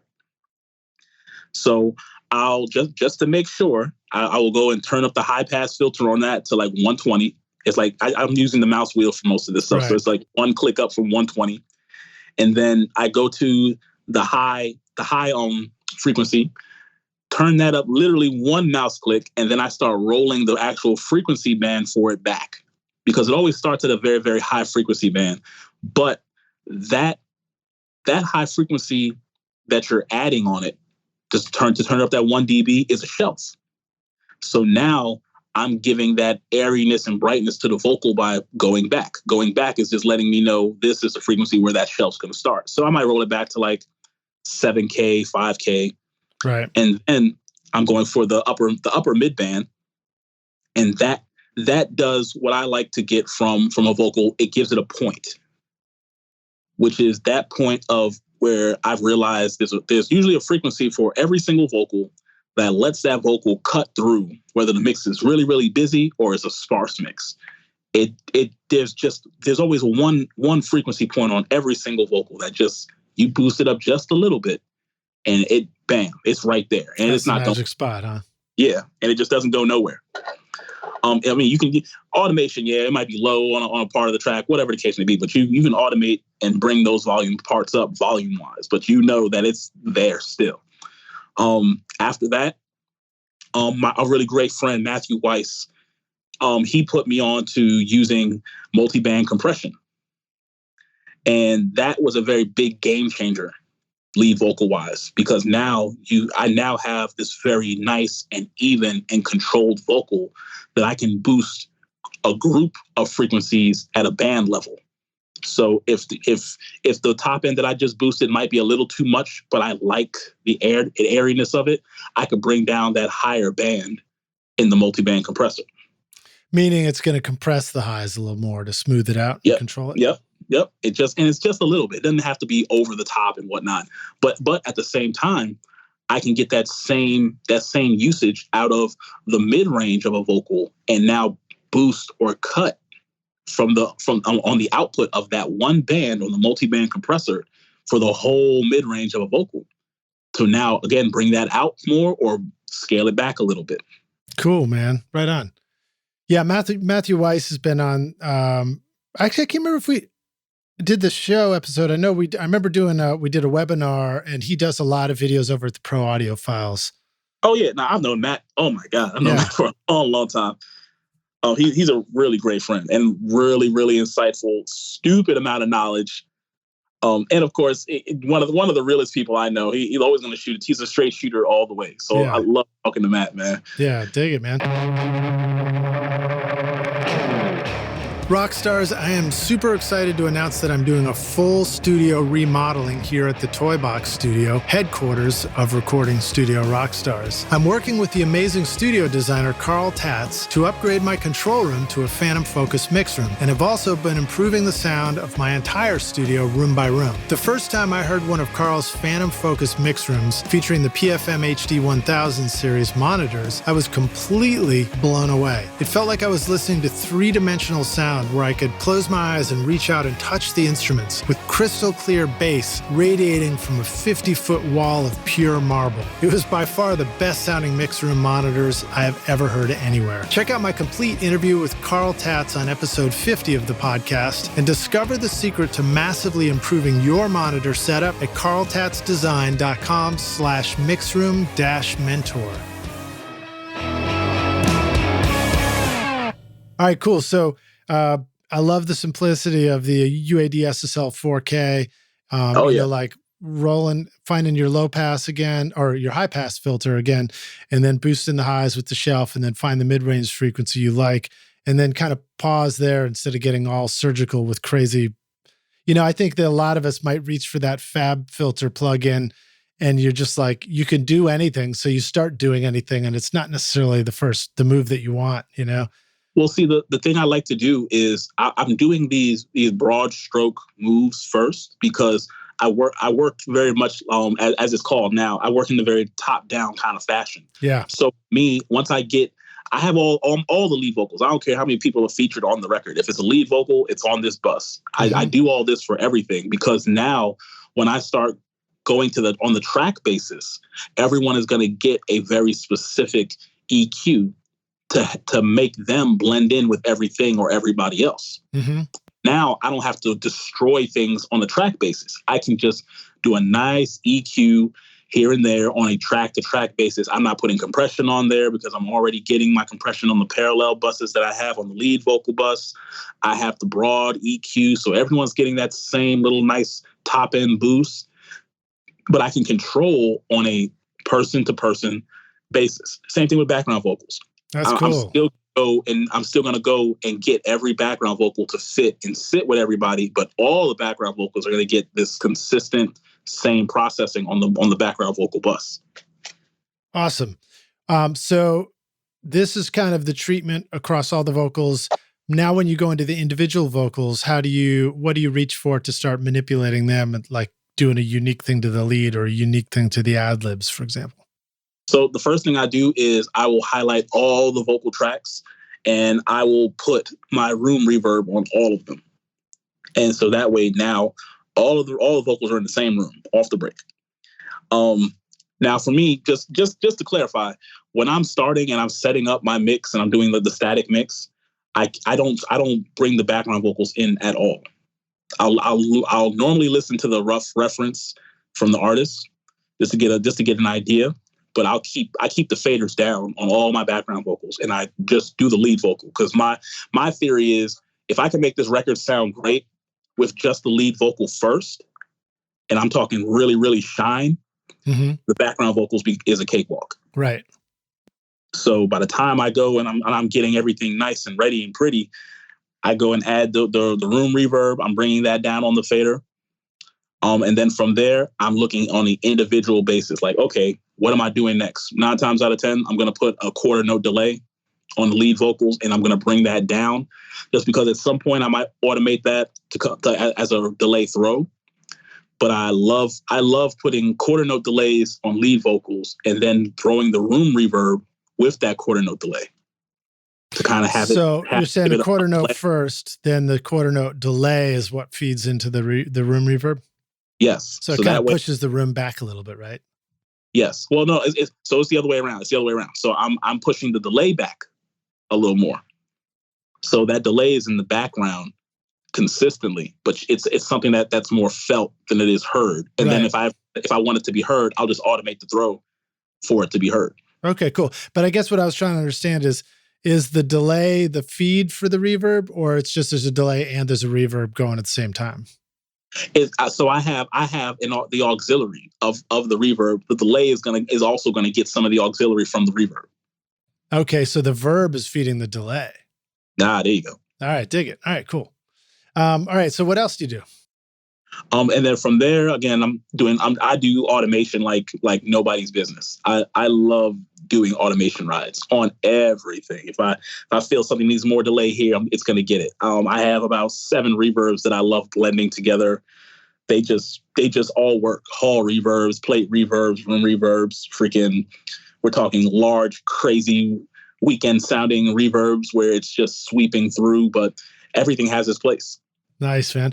Do you have a sort of a process that you go through as far as when you do things? Because I think one of the challenges with automation is automation can do anything, but unlike a real old school live mix where it's like however many hands were on the faders, that's what's going to happen in that moment. Sometimes with automation, we're like, well, when do I do this move? And when do I do that move? And in other words, building an automated mix can feel a little bit like trying to EQ in solo mode because you're only doing one thing at a time without hearing the whole picture simultaneously. Well, see, so that's the cool thing about, I guess, when you feel it's time to start adding automation. Number one, and I'll say this for everybody, do not discount the gut feeling of what you feel you should be doing next. Right. It's when you question that gut feeling is when you kind of lose your sight. But don't question the actual feeling. Go with it because it's 2021. If you mess something up, you can undo it. Time is a constraint that we as engineers have thrown away a long time ago. Mm-hmm. So don't be like, oh no, it's taking too long. There's such a thing as taking a break, coming back, and reevaluating. If that's what someone needs, that's cool. But by the time I'm doing automation on a lead vocal, it's because there are sounds and tones that I just want to come out at certain spaces and certain times. And it might be, if I'm working on a rap record, there might be a consistency that I want throughout the whole record because of these vocals. I want the music to be as dynamic and movable as possible, but I also want it to have a vibe to it. So there might be a synth sound that's got it's a synth pad, it might be in the background. And then all the instruments are gone on the bridge part, except for that synth pad. Cool. I want that synth pad sound to come up some more. So it's time for you to do some automation right there. And do you want that synth pad to swim a little bit more or less? Maybe it's already swimming in the record. Now it gets to that point where it's now the star, it's the co-star next to the lead vocal. Maybe you want that thing to swim a little bit more because the lead vocal it has someone to do this duet with it. You have to now automate the reverb or add another reverb, or, you might have to do an EQ cut. That's fine. These are things that we as engineers have to make those quick analytical decisions on. And this is why you shouldn't be questioning your gut, because it's telling you to do this because this is what you hear. Your gut is reacting to it. Your gut is a reactional response to what's going on around you. So when people start discounting it, it's when they start having all these major questions about things. Yeah, no, I'm with you. I think, again, if we just think about the analogy of playing music together with people, if you don't trust what you feel like should happen next in the music, whether you should get loud, soft, fast, leave some more space, fill some more space, take a solo, you're never even making music. So why shouldn't it be the same thing when we're engineering this, and mixing as well? Exactly. It's the best part. It's one of the best parts of when you're mixing. That nagging feeling of, man, I should have put a delay there. We'll do it. Yeah. But and it reminds me like the power of like the Raven that you've got there and the icon mixers and the mouse and the quick keys and even the way you set up Reaper. It's like, we have to think about our studio like we're building an instrument that we're going to perform on, or else we're never going to be able to play, Dude, and that's one of my, that's why I love, like, as far as engineers that I look up to outside of my mentors, like people like Chris Lord-Alge. I thoroughly enjoy that. Watching Chris Lord-Alge's first mix with the masters changed my entire way I look at mixing, because he had a very cavalier, well, I don't care, it's just music kind of attitude. Mm-hmm. And it wasn't like he didn't care about the record. He very blatantly said it. No one's going to die from the decisions that you make. If anything, someone's going to have a better career because of the greatness that you imbued into it from when you got it. Dude, that is an awesome mentality to have. And it's not well, I'm better than you or I'm the best kind of mentality. It's we're going to make this record sing. We're going to make this record shine. And I don't give a crap how long it takes for us to do it. I'm going to turn the top of this frequency knob until it sounds right. I don't care. I don't care if it's the right thing to do. I care about if it sounds right. Okay, so let me hit you with the tough question here to see if you got any insights. So we all know, I mean, I don't think we'd be here listening to this even if we didn't just have that love of music and that excitement around it. Oh yeah, of and course. So we all know what it's like. We all know what those moments of feeling excited about something, like great idea, stuff like that. But sometimes the challenge is, I have my freaking great idea for a production or a mix, and I'm driving my car, and it's like, I want to have that great idea when I'm in the studio, and I want to think about a great keyboard overdub when I can grab the keyboard, plug it in, and do the overdub, So what have you learned about making sure that your inspiration hits you at the right time in the right place versus, how do you not miss out when inspiration hits at the wrong time of day?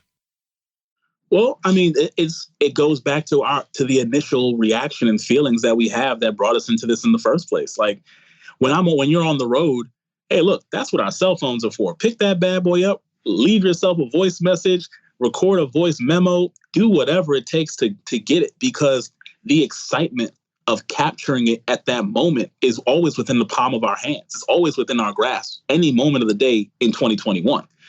The excitement for it should be what gets you home faster. Look, you might be going to the grocery store. Look, if you got a list, get that list done and get your butt home. Right. As I'm even thinking about it, I think there are times where I've captured the idea in the car with a voice memo or something, and then I try and listen to it later, and I don't even know what the hell I was talking about. So, sometimes there's great ideas you can remember to get to later, and then sometimes it's just like, maybe the takeaway is the only good idea is the one that you can really capture and get with in the studio so that you can do something about it in that moment. Even if you have a vocal idea, the sound of your voice might just sound right in that moment so that you can actually put that idea down to tape. Oh yeah. We don't use tape so much anymore, but you know what I mean? I mean, yeah, I understand what you mean when you say tape, but that's the thing. Sometimes I think we as musicians forget that, sometimes it's just good to have the idea, because it's not like it's not a useful idea. It just might not be meant for the moment that you had the idea. Sometimes the idea is meant for a later day and time. You can't discount the things that, that God has planned for you. It happens. But sometimes things happen for the moment and the reason of them being ready for the next time. Let's pivot to the other end of the record. You probably have some experience dealing with the bass, dealing with the 808s, dealing with the low end of an album. What do you want to say about that stuff? How do we make sure that the bottom end of our records can sound killer and can really support those cool vocals on top? All right. So people are going to hate me for this probably, or some people are going to love me for this. Most likely I'm probably going to get a lot more love than hate. To be honest with you, I don't really have those issues anymore because of my number one factor. I low pass filter the hell out of kicks and bass. Really? Yep, all the Low time. pass filter, not high Yep. pass filter. Nope, all low pass. Yep, I'm getting rid of that top end of the bass all the freaking time. And so again, I love parallel. So I parallel process damn near everything. Okay, so for kicks, I listen to the kick and I go to myself, how much of this kick do I really need for that top part? How, like, literally, how much do I need? Or is it just something that they just want the thump from it? And I make the executive decision. If they want top end on a kick, I will literally go and route it to what I do for my bass. So my bass has two parallels on it. I have a parallel compressor on it, and then I also have a parallel distortion on it that I'm using Decapitator from Sound Toys. Mm-hmm. Now, what I do with that, and this is one of the few times I like to hit the solo button. I will go ahead, because it's already routed there, I will solo that parallel distortion. And then I will start turning the high pass filter knob, so that way I'm not letting the low part of the bass feed the distortion. This is to now add back in that high end that I rolled off, because it's just distortion. Distortion is only gonna take place out of the modules that you've selected at the bottom. Again, for me, I'm using the E filter, so it's doing a whole broadband distortion. So we're not trying to send the lowest lows to the distortion parallel. We want that to be in the upper register, right? That's right. And then what I'll do then, I will then go unsolo it. That high part is buzzing like crazy now, but I'll start bringing that filter down.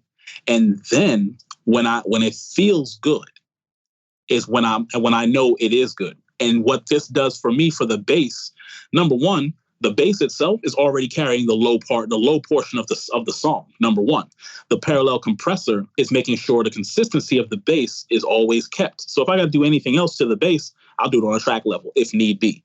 Number three, that fuzz, that buzz, that top part of the bass is what now will help that bass cut through on smaller speakers, aka cell phones, headphones. This helps in the consistency of the bass. Again, this for me, that's why this is a very easy thing for me, because I don't get into these issues anymore. Now, when I'm cutting, I might get a kick that's clicky, but I don't really want the click of the kick. So I'm still going to low pass that off. And now I can route that kick to the parallel for the top end with the bass, because they're sharing it anyway. So there we go. Now I get the top end that I wanted from the kick controlled. I get my top end for the bass controlled while still keeping the consistency of the low end, and neither one of them fight for space. I haven't had to side chain or key in anything in years now. That's cool, man. Want to know how to record killer drums in your studio? Rockstars of Drums will show you how to record, edit, and mix pro-sounding drums with examples from Nashville session drummers in a Grammy-winning studio. Want to know how to master your own music at home? Rockstars of Mastering will show you how with plugins in your DAW so that your music will sound awesome when you finish your mixes. And if you're looking for a step-by-step solution for a pro mix that won't take years to learn, Ultimate Mixing Masterclass with Craig Alvin will show you a proven method for creating Grammy-winning quality mixes that you can apply in your home studio right now. Or if you just need to learn the fundamentals of a great mix, then register for my free course, Mixmaster Bundle, to get great mixes using simple, free plugins. Get started now making your best record ever at recordingstudiorockstars.com/academy. Use the code ROCKSTAR to get 10% off any course in the Academy for a limited time. So let me ask you this, as far as the phone goes, and when we're listening on these little side speakers, are there some instruments where you're like, yeah, just forget that. You're never going to hear that? Nope. So you feel like as mixers, we shouldn't let ourselves off the hook. It's like, look, even though that's a sustaining 808 part, somehow you should either hear it or know it's there, even on an iPhone speaker. Parallel process the hell out of that sound, or extreme EQ it. And when I say, again, and this is why I love watching Chris Lord-Alge like mixing videos, because what us as engineers sometimes do, we get very comfortable in the rigmarole of what we know. And so because of that both teaches us and kind of holds us back sometimes from being experimental.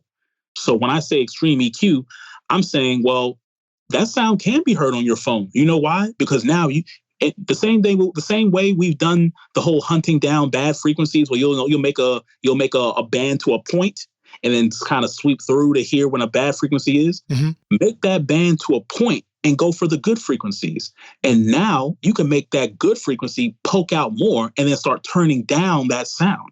So the sound doesn't have to be in your face, but that good frequency will legitimately poke out because you've made that tight band of a band. And so it can be heard everywhere now. It doesn't have to be piercing. It doesn't have to be crazy or over the top. Sometimes sounds exist as background sounds because that's all they're meant to be. But that means, it doesn't mean it's not going to be heard. It just means that you have more leeway to mangle it up so it can be heard. Yeah, I think that one of the reminders too is when you go for the extreme stuff, the extreme stuff can be part of the hunting process too. Like we're looking for what things can happen. It doesn't mean we have to stay there either. I mean, like you can go boost the crap out of something, identify some frequencies, see how it helped or destroyed your mix just there, and then sort of rebalance it back into the mix. You know, you're either bringing the whole thing down or you're turning that boost back a little. But it's that bold gestures that help you discover what's there. It's like when I always encourage people when they're trying to, and myself included, when we're trying to discover what something does, turn the knob. I mean, don't blow up your speakers or hurt anybody's ears, but turn the knob all the way up to one side, turn it all the way down to the other, and see if you hear the difference first, you know? Yeah, exactly. And that's the beauty of it. Like it's like when people say, how do I get a wide mix? Well, move things out of the way. Just pan something over to the left and pan this over to the right. The mix is going to sound wide because everything is no longer crowded in the middle. Nice. Nice. Sometimes it's just simple solutions to problems that we as people overcomplicate because it's just human nature to overcomplicate things sometimes. Now, so what about? Oh, go ahead. Sorry. No, you're good. You're good. I was just gonna say, what about to finish this low end idea? What about making sure that we can judge the low end? You know, so it's like, yeah, we can use parallel compression to make it audible on other speakers, but how about making sure that we've got the right amount of low end, not too much, not too little in the, so when we do hear it in the car, when we do hear it on subs, if you're mixing something that really needs to be played back with subs in a car, what are some strategies that help make sure that you get that low end right? So, me as a hip hop engineer, and just in general, because a lot of things are starting to borrow from hip hop as a sound. Yeah. My number one thing for me was making sure my room could translate. So besides having good acoustics in the room, I'm also besides being a beta tester, I'm also a very, very big proponent for Sonarworks. I'm very, very big on advocating for them, making sure your room just the extra steps to help out. And then on top of that, I have 2 subs in my room because every other bigger studio room I've ever been in always had subs. Their mains were always there. Like you can always check the low end and you can always hear. So I made sure I had subs. Now, and why 2 subs? Well, and I learned this from my friend Brandon Allhouse and a bunch of other guys that are way smarter than I am, above my pay grade when it comes to things like that, when it comes to at least sound distribution. Because 2 subs, because one mono sub at that point, it's only going to help but so much. Your subs aren't just something that you can distribute across the spectrum in your room. You have to find a space for the subs, for your sub in the room. So that way you can hear bass evenly. Sometimes it's not going to be under your desk. Sometimes it might be behind the desk. You have to find that. And then on top of it, doing the measurements for the sub, just to make sure that the phase relationship between the sub and your speakers, your satellite speakers, that has to be on point too. Now, for me, that the sub helps when it comes to room anomalies of, when bass builds up in corners and things like that. Now I have these 2 subs to help keep it consistent throughout the space that they're getting played. So that helped tremendously. Then making sure the phase coherency between that and then my other speakers that I have from this amazing company, SAS Acoustics, great Black-owned company. They have this amazing monitor that I use as my main monitors, which is the SA25Ms. Is that the one that has the red light outlining? Oh yeah, these bad boys and they have it's a 4-way driver system with 2 10-inch subwoofers on them. So in my room, I actually have 6 subs. Um, again, Nice. thank God, after doing all my measurements in SonarWorks, I was able to get these bad boys very nice and tamed and controlled. You can hear the low end in my room perfectly. There's no mistaking it. This bad boy will rock the room if need be. All right, that's cool. So quick takeaway. It's worth putting in the time and effort to getting your monitors and your speakers really sounding great in your studio. Oh yeah, because what you want to hear it. Like if I'm working on a record and my room is lying to me, I am now working twice as hard because I have to make decisions to make the best sounding record. And I've got to fight against what I know are the known problems in the room of what I'm hearing. So now, and everybody always says, well, you get used to mixing in the environment after a while. Yes, but why make it harder on yourself? Well, one of the challenges I think that's occurring to me now that I think we face when our rooms don't sound right, and my room is in the process of sounding a lot better now. I'll soon have a Phantom Focus system in with Carl Tatz. Nice. And it will be the near field monitors and then stereo subs in the corners. But what I realize is, and listen to what you just said about trusting your gut in the mixing stage. I think one of the problems maybe we don't realize is that when we're mixing in rooms and on speakers where things don't translate, we try to trust our gut, we make moves, and then they don't sound right later. And we're probably teaching ourselves that not to trust our gut over time. Exactly. That's a dangerous thing, And that's a big problem because especially in this era, I'm not going to say just this era, but in our known history as far as engineers, where we are very prone to have a very, what's the word I'm looking for? To have a very starstruck view and opinion of the bigger guys and the bigger name engineers. We're very, very, very prone to that. So because of that, but everyone has to take into consideration all aspects, all values, and all things. We are very, in the growth stage of engineering, we're very, very, very picky on what we learn when we're learning at an independent level. Yeah. But that's a good thing and a bad thing. It's bad because we look at things at a very microscopic level. We don't look at things as a piece of the whole. Because when you look at things as a piece of the whole, you realize, oh, these guys put out great records because they get great recordings. They work in great rooms. They have gear that they've been using for most of their career. They've made it a secondary nature to move or twist or turn a knob or move the mouse because it's something they consistently do on an everyday basis. That's part of the whole. And I feel sometimes people, especially us as engineers, sometimes we don't take that step back to see the trees from the forest. We kind of just go, hey, I'm sorry, the other way around. We kind of just go, hey, you know what? What compressor did you use on the vocal? And maybe if I get that compressor, my vocal will sound good too. It's part of the whole. It's why I appreciate when you were like, well, let's talk about the mix bus. Like, yeah, because I mix into my mix bus and I don't change the settings at all. Yeah. Zero. So my sound is consistent through every single record, every single time, every time I sit down. So there's another idea that's popping in my head too. Sometimes a pushback is to say, yeah, but like, look at, not everybody has to play guitar through a tube amp because look at like, such and such a great blues musician who played through played a crappy guitar through a crappy solid state amp and they made great music. But here's the difference.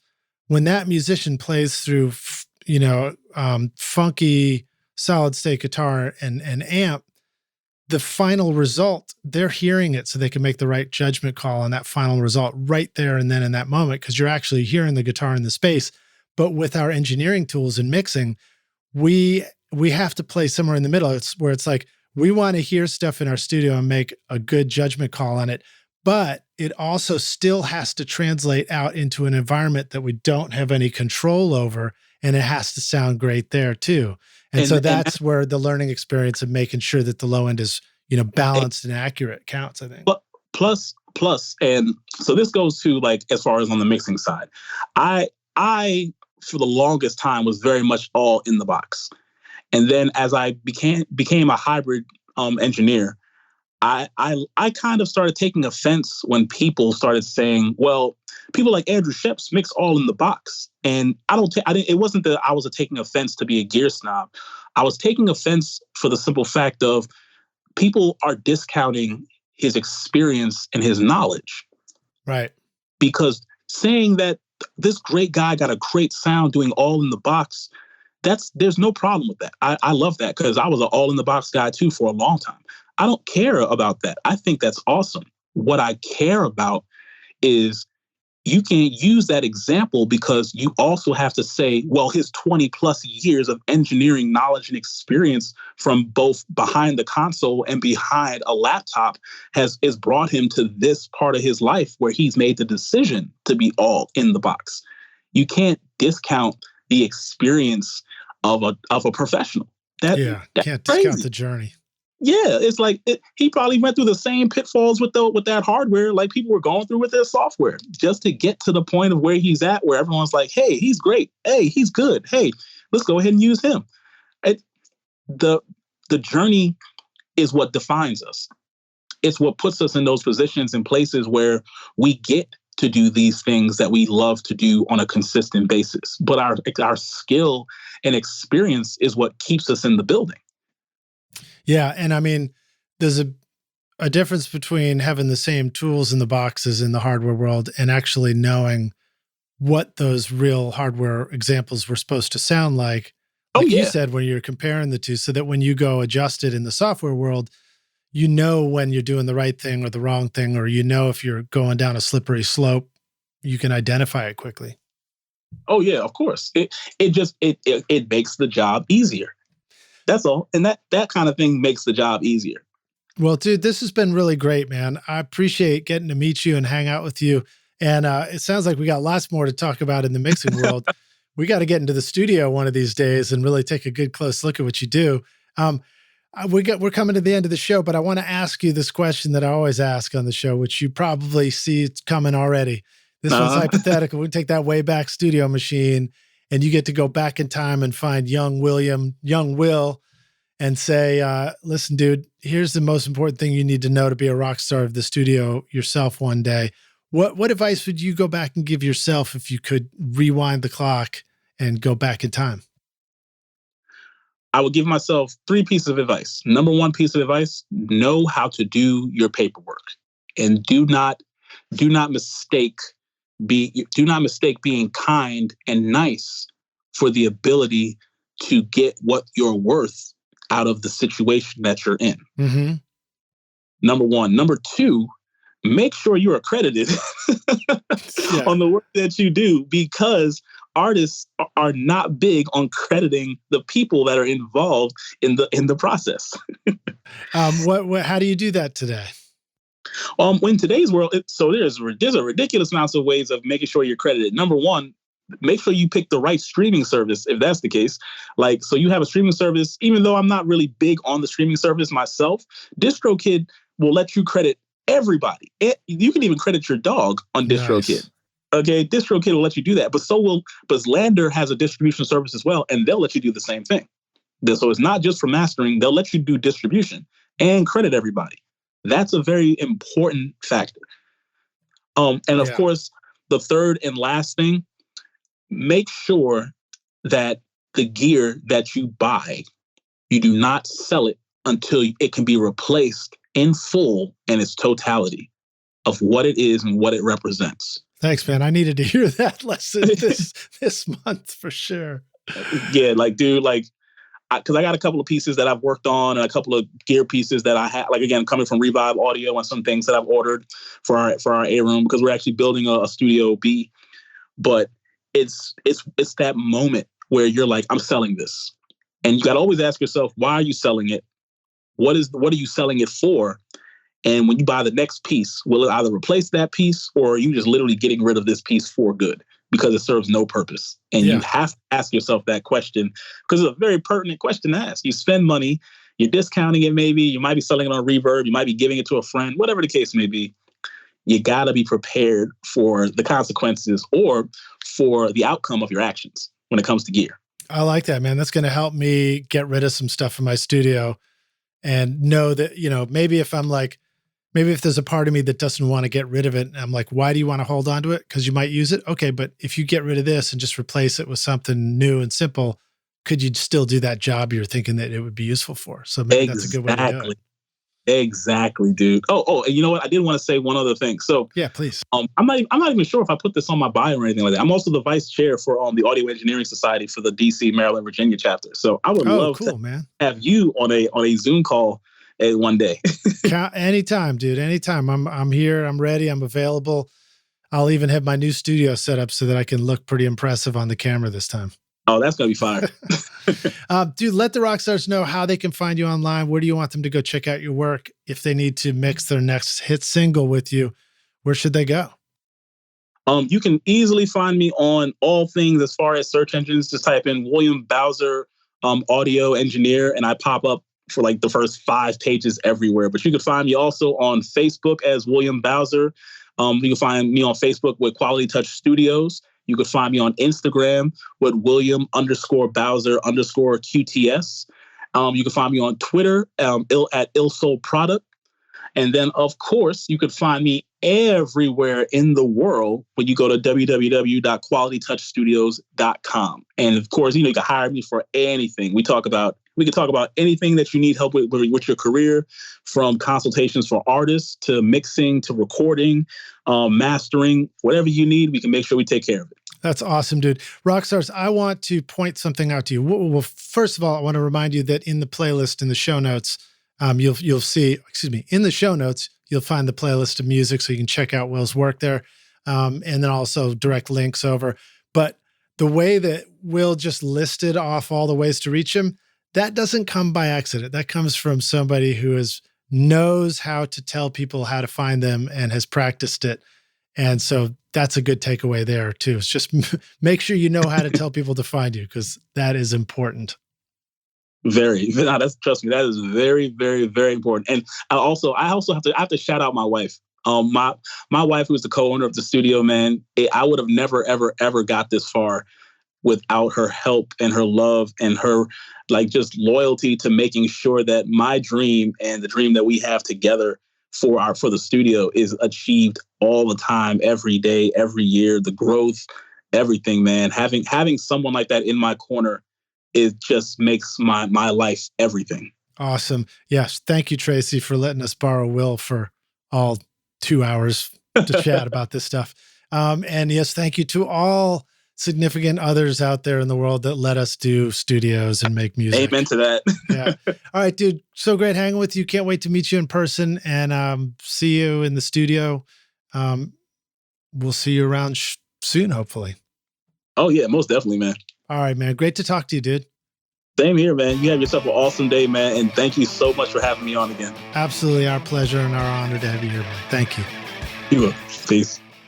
Thanks so much for listening to Recording Studio Rockstars. If you enjoyed the show and want to help make it better, then please share this episode with your friends on social media and leave a rating and review on iTunes to help the podcast reach more rock stars like yourself. You can click directly over to iTunes or go to rsrockstars.com/review for an easy explanation. And remember to hit the subscribe button to keep up with weekly episodes. And if you're ready to make your best record ever now, then head over to Recording Studio Rockstars Academy, where you can start with my free course at mixmasterbundle.com. And if you want more free content from Recording Studio Rockstars, all you have to do is go to rsrockstars.com/email. Again, that's rsrockstars.com/email to enter your name and email, and I'll keep you in the loop with articles, videos, podcast updates, and even free gear giveaways for your studio. Just look for the link in the show notes below. Thanks so much for listening, and thanks for being a rock star. I'm Lid Shaw, and this is Recording Studio Rockstars. Now, go make great music.